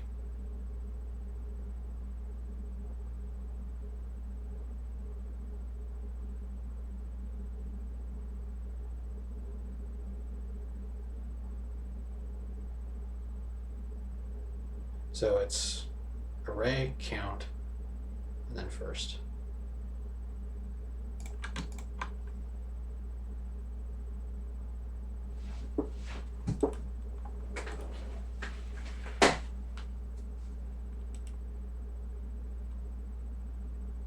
Oh, I'm being tired. Set vertex data is the one that went wrong. So it's data first and then count. First and array, data first, count. But count isn't 0. Is num of components 0? Oh, I'm I'm trying to run the renderer without having first loaded the scene. I am a dingus. All right, let's go back to the global shader. Oh, it was I probably should come up with a better name for the scene because I keep forgetting what it's called. So I actually do need to call not there, not in the draw call, but in the init for my state. I need to call scene manager load entities from YAML, actually from text file, and then I need to provide the path to the file, which is located in content test2d scene.yaml.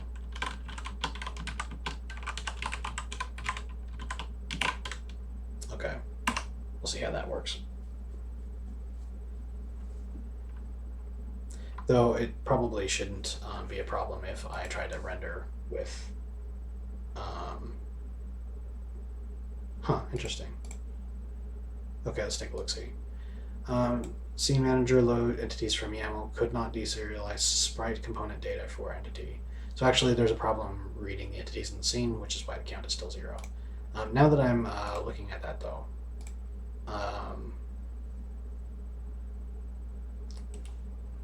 should that even be calling assertion? Because I am trying to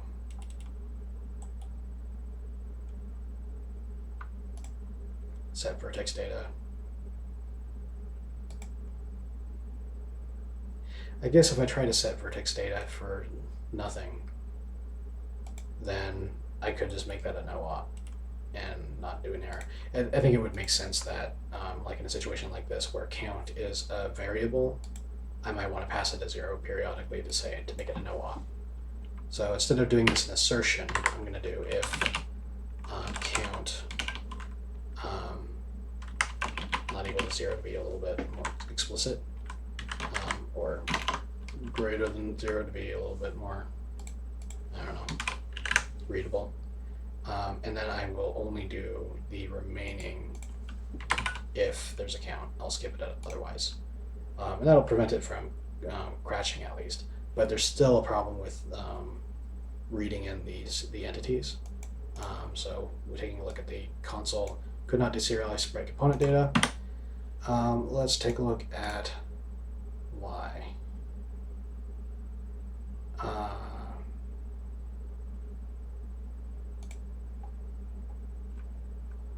That would be scene manager.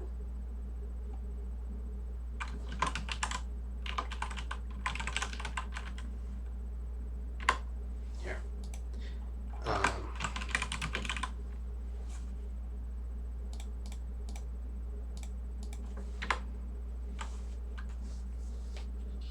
So the text serialized deserialized function returned false is why that triggered. So did I mess up with render 2Ds deserialize?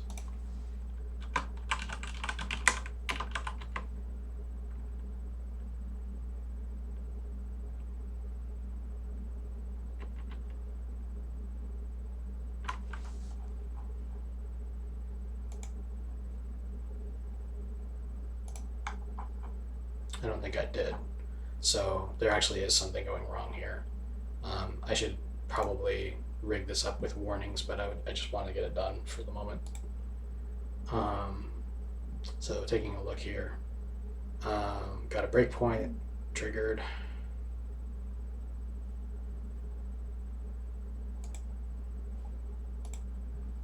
So we're in the try block.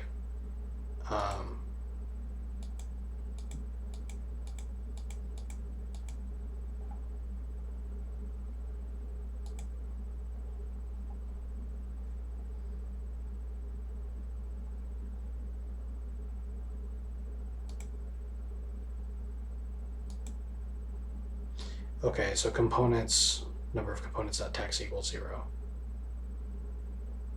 And that's triggering the thing to say, oh, it didn't load. So abort.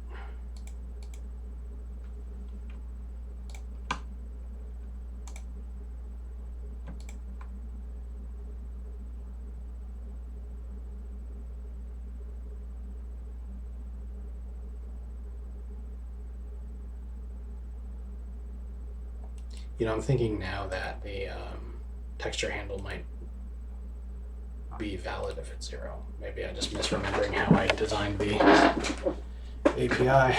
I need to document that if that's the case.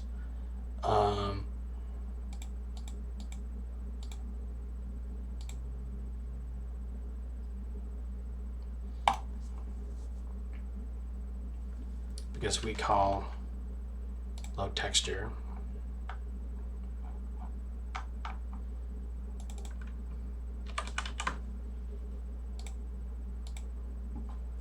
and take a look at all of the uses of it. GLGen textures and bind texture. So GLGen textures is what assigns us the texture. And I think we directly use that as a handle.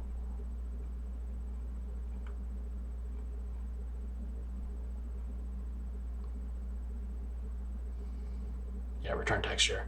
So GLGen textures, if it works, then it will be, let me check the docs.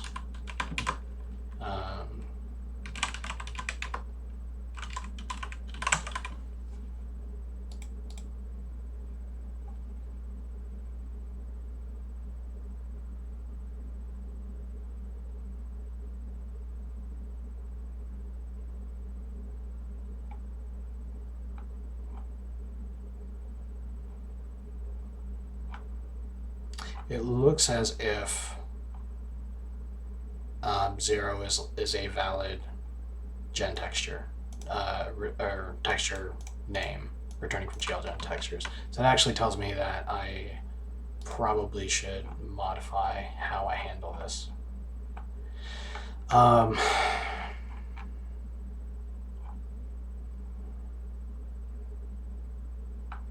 So if I want 0 to be a null value, then I actually need to add 1 to whatever I get back, and then subtract 1 when I go to use it. So first, let's see. Yeah, it doesn't look like we return anyway through the parsing. With texture, we assign it here, we bind it, and then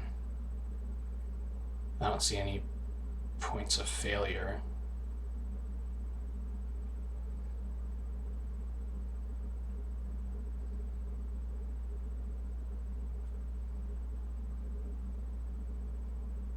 We use the texture value as an index, so it does need to start at 0. So what I'll do is that once I've gotten to the end of all of this, I will simply return texture plus 1 and then use texture minus 1 in the other methods.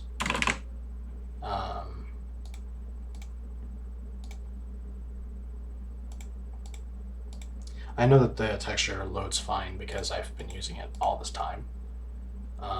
The load texture function works perfectly fine ordinarily. I think the only problem is that I was assuming that it would return a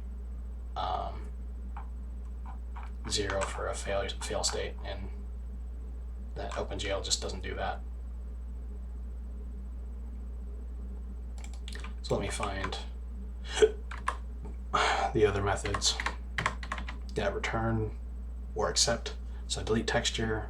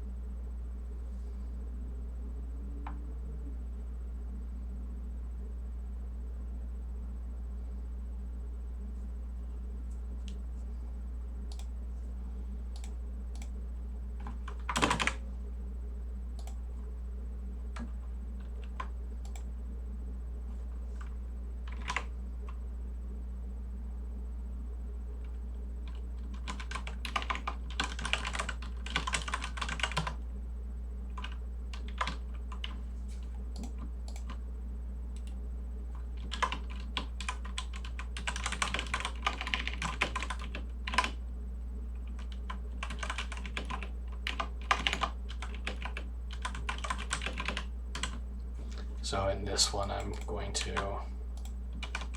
just replace the use of texture in the current block with the letter T, and I need to do actually, no, I do need to do T.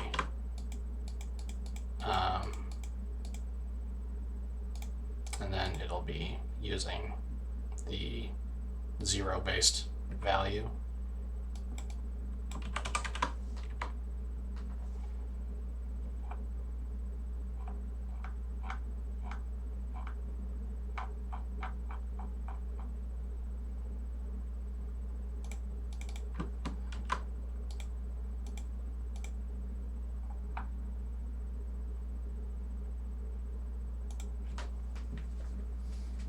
I'm realizing right now that I have an assertion on delete texture, asserting that it is non-zero on delete texture. And I don't think that's been a problem before, so maybe I'm off on the wrong foot on this, but yeah, I don't know.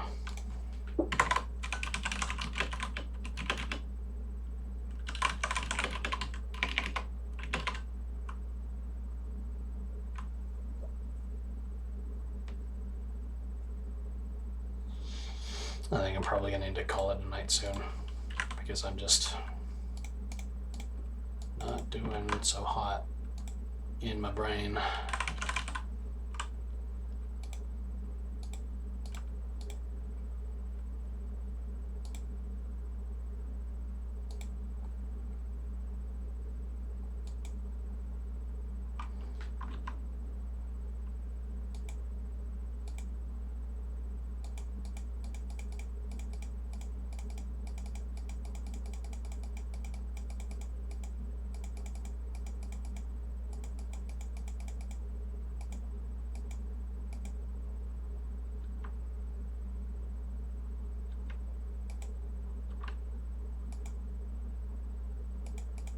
Yeah, all right.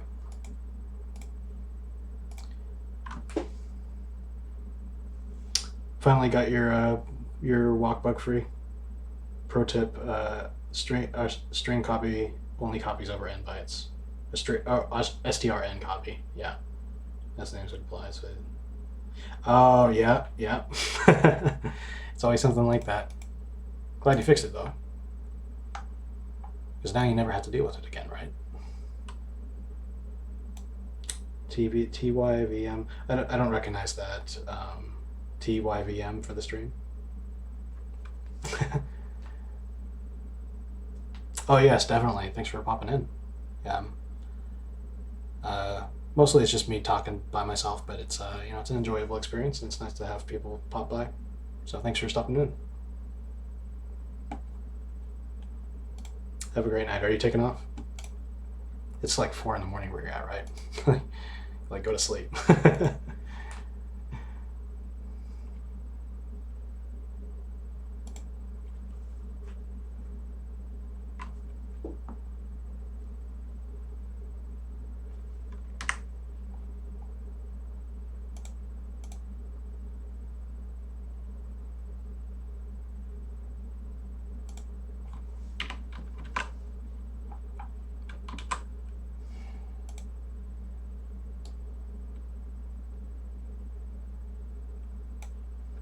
I think that's probably it. That's probably enough.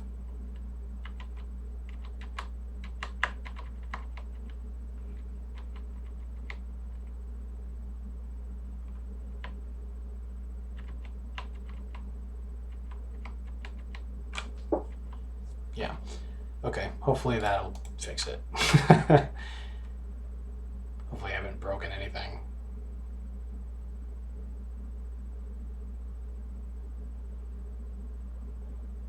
That's my breakpoint.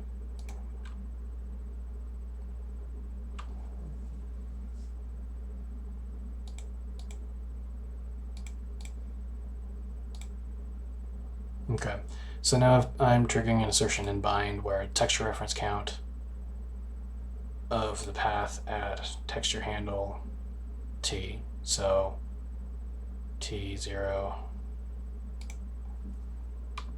What is that? That's a map.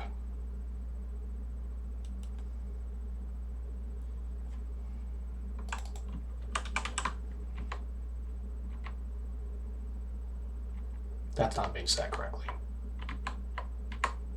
Okay, so I think I might have broken something when trying to do this fix.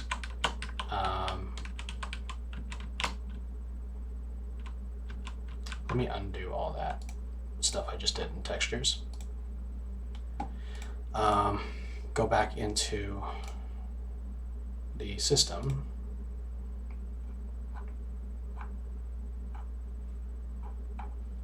That's the wrong system.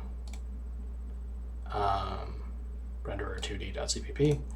And then I need to do, I'm just gonna comment this out. If components, number of components.text equals 0, return false. That should in theory be catching if the texture is not loading correctly. But I have a suspicion that it is loading correctly, and that it's just not, that the 0 is just being used as a valid ID. Let's try running like this. If 0 is a valid ID, then this will work. Presumably, unless there's another problem. Okay, what's the other problem?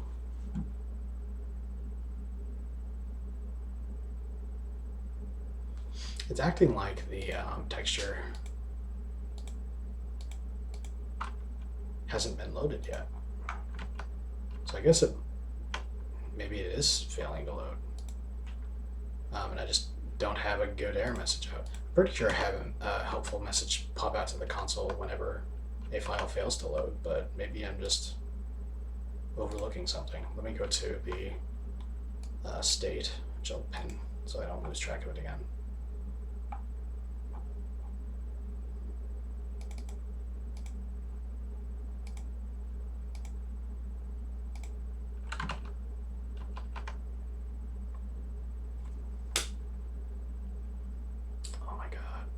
Okay. The problem was I didn't specify the virtual drive in the path. I am such an idiot. Well, how do you do in VS Code to put the cursor on multiple lines? I'm trying to do Control Alt the way that you do on Visual Studio, but it's not working. Whatever, I'll just do it like this. Yeah, so the problem is that the path is being treated as an absolute path, or sorry, not an absolute path, as a native path. So it's not looking in my content directory, it is looking in my working directory, which is not the same. So fun. All right. I'll be so mad if it just works at this point. I mean, I'll be really happy because I don't want it to not work. I've spent all night so that it would work, but if that was all there is. All right, sampler uniform does not exist. Okay, now at least we're getting somewhere. So the sampler uniform that I'm trying to bind to in text slot 0, it says it doesn't exist. So that's why it is failing to render correctly. Oh, I didn't save changes to the setter. Okay, let me do this again. Okay, still got a problem.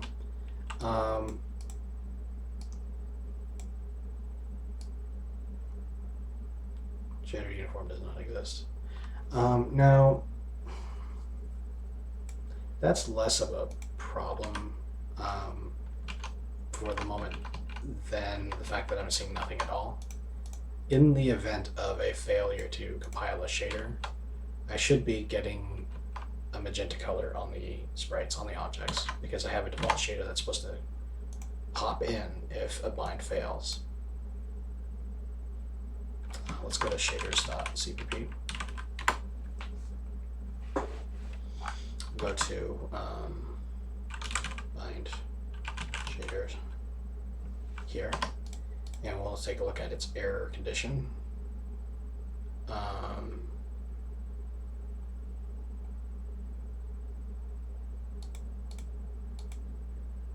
Okay, now I'm realizing that the shader actually is binding successfully. That's not the problem.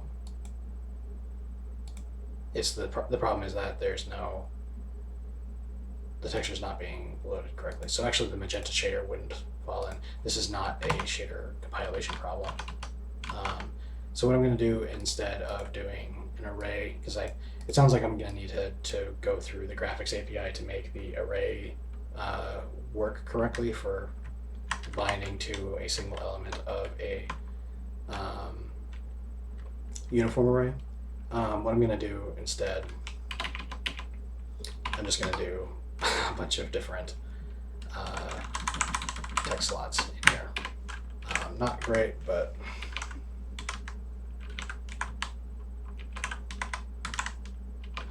I just want to get some colors on the screen.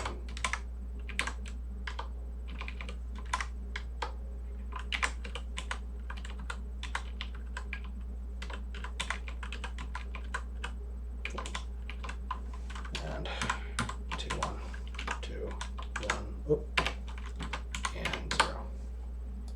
All right, and then in the switch case that I had for doing each specific member, I will do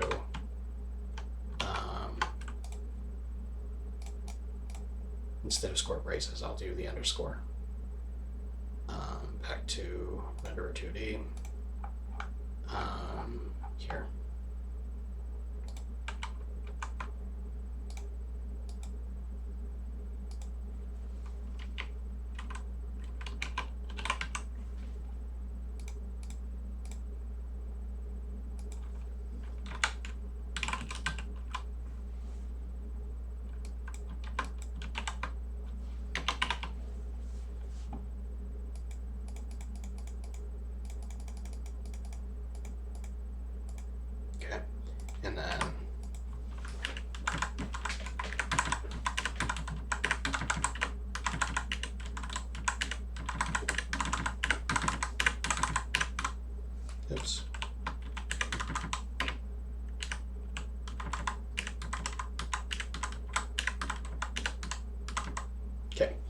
and try this again.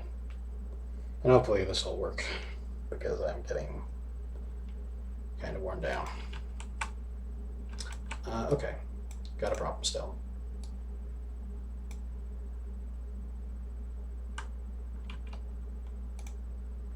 In underscore text slots underscore 0. Now that I'm thinking about it, it's curious that it's only text slots 0 that it's complaining about. Because there should be 3 text slots being used. In text slots 0.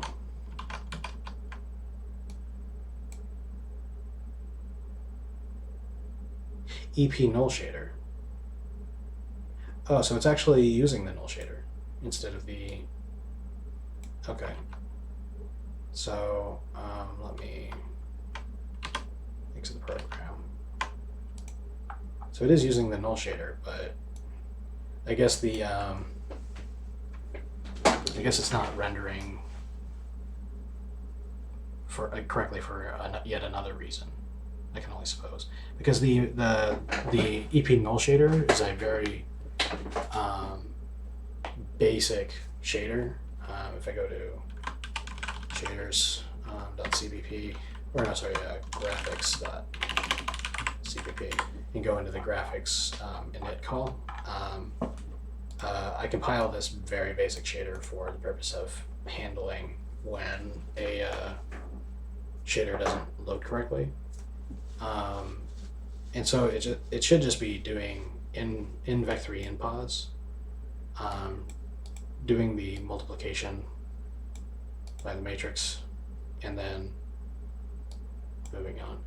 I'm not setting the model matrix. Oh my god, that's oh boy. Okay, I'm not setting the model matrix. So after you set the camera matrix. After you set the camera matrix, you're supposed to set the model matrix. In the case of Renderer 2D, I forgot about that because I am doing all the transformations on the CPU, but I still need to push the identity matrix as the model matrix. So let me do that. So under scene draw, we go graphics, set model matrix. Oh, I really hope this is it. Doing that for. No, and I've learned that constructing this way, whatever value you provide goes across the diagonal, so this is an identity matrix. F5, let's see how much better or worse this goes.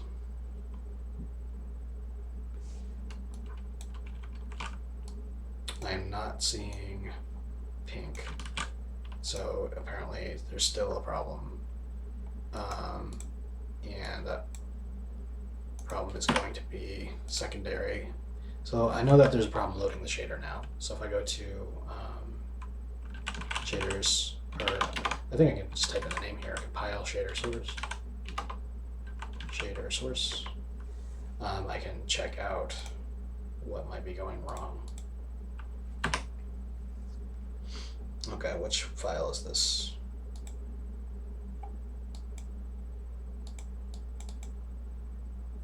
This is compiling the basic shader, so continue. And then what? I should be invoking this method twice. The second shader is not getting compiled. I'm not calling the what? Hang on a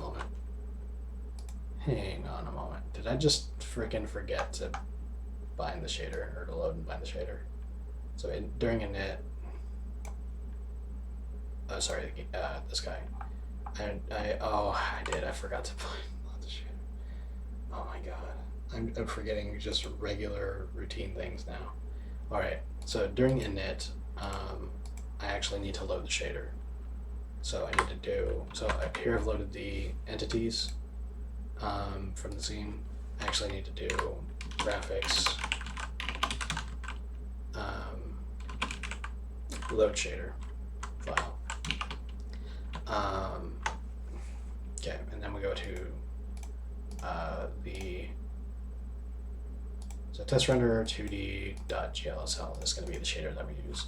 And I didn't write the shader either. I'm so freaking tired. I'm just not. Oh my god, dude. Okay. So in here we've got renderer 2d, which gives us the text slots and all that stuff. Which now that I'm thinking about it, the array probably would have worked, but I'm not going to bother with that at the moment. And we have the model B projection matrix from here, so we'll use that. So we'll do vertex, and in the vertex shader we'll do in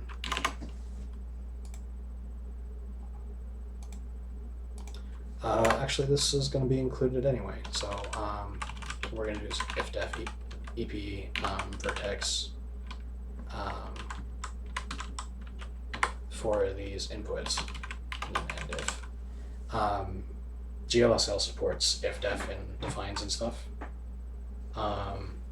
I have it set up so that when you are in the vertex section, EP vertex is defined, so I don't actually have to. I can actually declare inputs like vertex attributes in a GLSL header, which I'm hoping will prove really handy. Uniform is going to be global. Let me save that. So I've already got in pause and UVs and XIDs. I'm going to just remind myself that I have those. And then we'll do void main. And then I need to specify an out. So out vec3. Oh. Actually, I don't need to do out for the position because I'll just do GL position or something out. I do need to pass out the UVs. So out vec 2 UVs. And then out flat int text ID. And then in here, I just kind of pass those on. So UVs.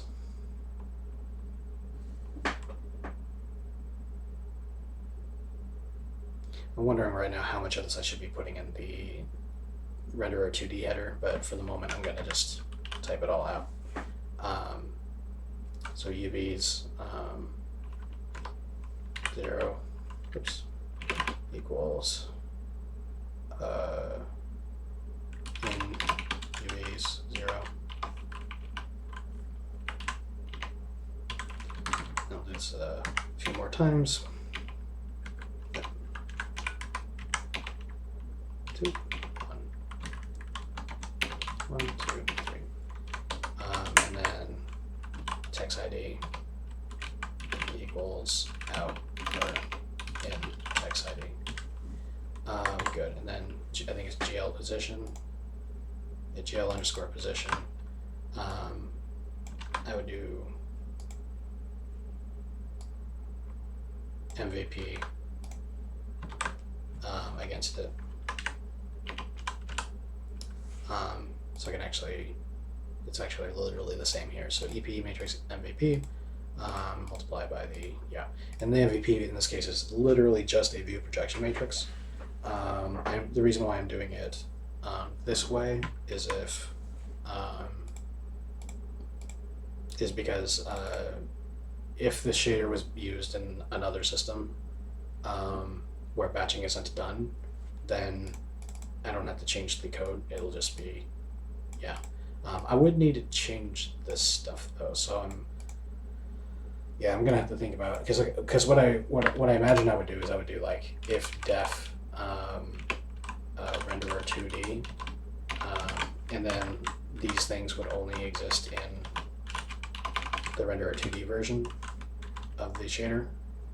So when I go to use the shader, if we had used pragma option for, so I'll worry about that later. Just let's get something on screen. Good, so there's the outputs, and now we're gonna go to the fragment shader. Our in's gonna be vec2 UVs 4. I depend on the names being identical to do the matching up. That's just the way I prefer to work, and we'll see how well that holds up in writing production shaders. In flat int text ID, and then void main. Oops. Oh, and I need the out color. Out vec4 out color, and then out vec4 or out color equals texture. We're going to sample from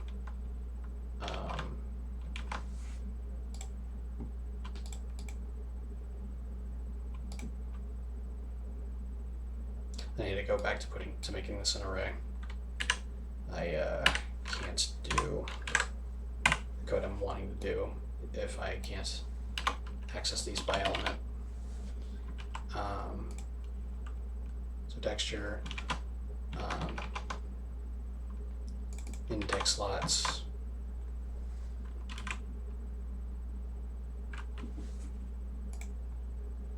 yeah, text and UV. So in text slots at element, and the element will be text ID. Oh, that's interesting. I misspelled text ID at some point. That should be text ID. Text ID, yeah. And then I need the UV.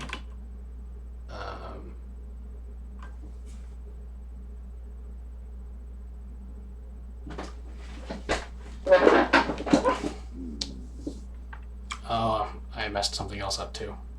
UVs only has to be UV. I don't know why I got it in my head that I needed to send more than one per vertex,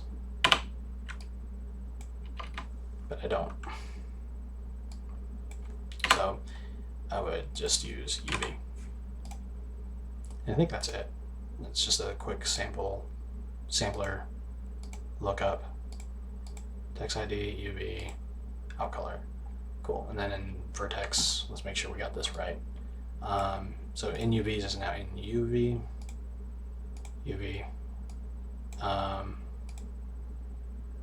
text ID equals in text ID.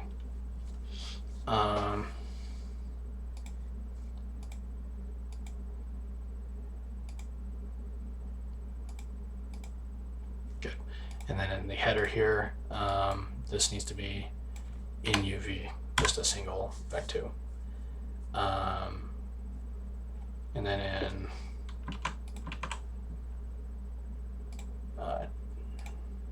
the header, we're all good. Now we've got to change some stuff back in the renderer code if we expect this to work correctly. Let me at least get the file loading though. We'll do test renderer 2d.glsl.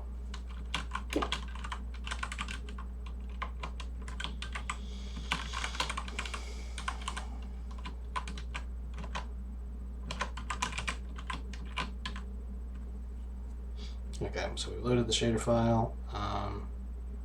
And now we can refer to the shader by name, which, to think about, I need to do UV shader test renderer 2D. This is a name that I can use to look up the shader in the code later. All right, good. And then load shader file, load entities from file. This, yeah, that's fine. Good. And then but when we go to draw, before draw scene, I need to actually position the camera, which means I need to uncomment at least part of this. Bind shader.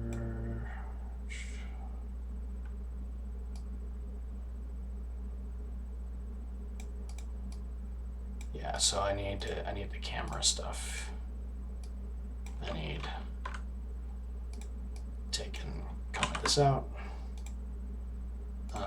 cube. I don't need that. Move speed, look speed, yep, cam, yep, cam route. And now we've got movement, vec, move, cam pause. So you got push camera, cam route, good. And then I'm not doing draw calls in here anymore. So I set the I'm setting the camera from the state right now. This is not how I probably do it in a actual game, but yeah, this is the movement of the first-person shooter stuff. Still pretty short for something that I hacked together. And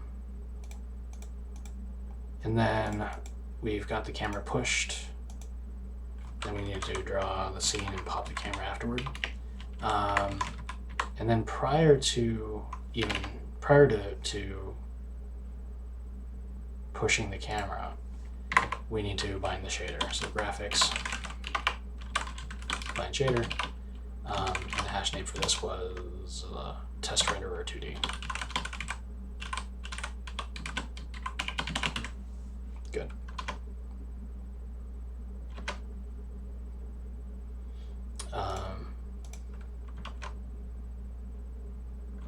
And then the textures will be bound in the system itself. All right, going back to the system, renderer 2D, we need to change a few things. First thing I need to do is I need to undo all the stuff I just did in here, yep.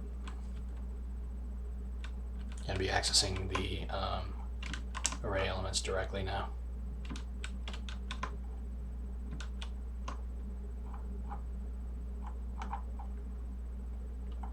And then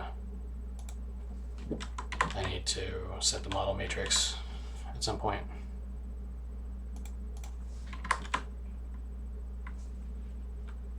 Good, set to a unity matrix.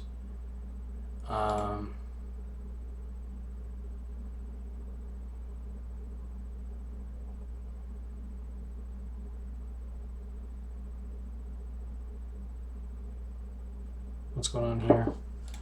In position, so view projection matrix times GLM vec4.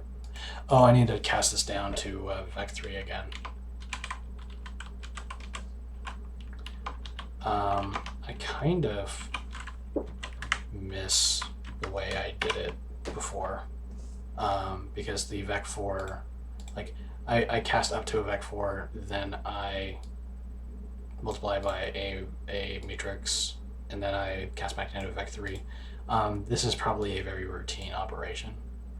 What I used to do is I used to just allow multiplying vec3s by 4x4 matrices, and it would just automatically do this stuff behind the scenes. Whatever, I'm sure it'll be fine. I'll leave that. And now I got to deal with the UV situation. Verts do not need 4 UVs, they only need the 1.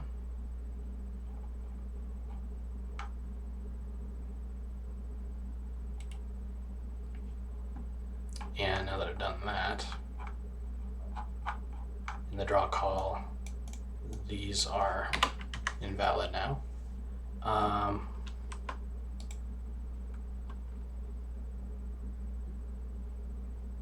But I do need to set the UVs for each vert. So in UV,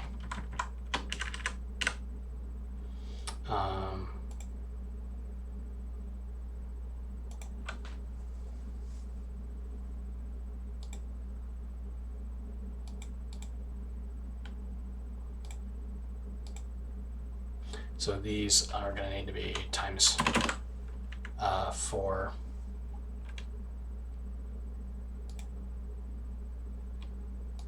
And then times 4 plus 1 plus 2 and plus 3. Oh.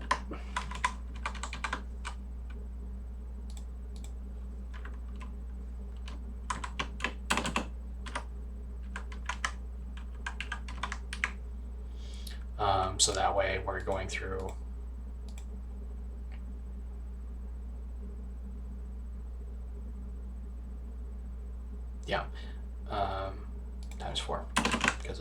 verts for every quad. So number of components is, each component is a quad, vert times CM.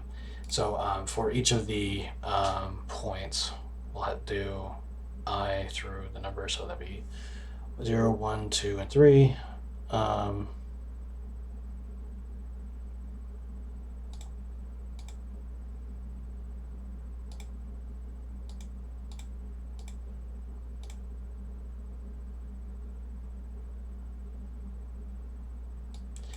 And now I'm realizing that all of this is wrong too. Oh man, I better call it quits, right? And come back at this tomorrow. So yeah, there was some structural problems in my head about how to do this. I'm not very experienced writing shaders.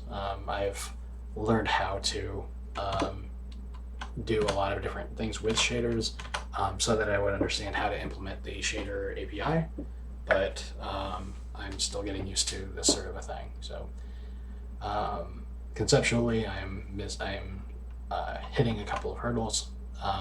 The thing about the UV being one of them, I got it in my head that I needed to do, well, there's 4 UVs per quad, but this is per vertex, not per quad, so I only do it once. And inside of this loop here, where I'm looping through all of the components, I need to be pushing data back 4 times, so 1 for each vertex in that quad.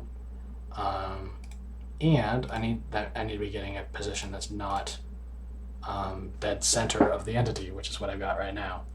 I need to get a 1x1 size going. So yeah, I think right now is a good place to stop. I was really hoping to have something colored on the screen tonight, but I guess not. That's okay. There's always tomorrow. Thanks for popping by for the couple of folks that have, and have a great night.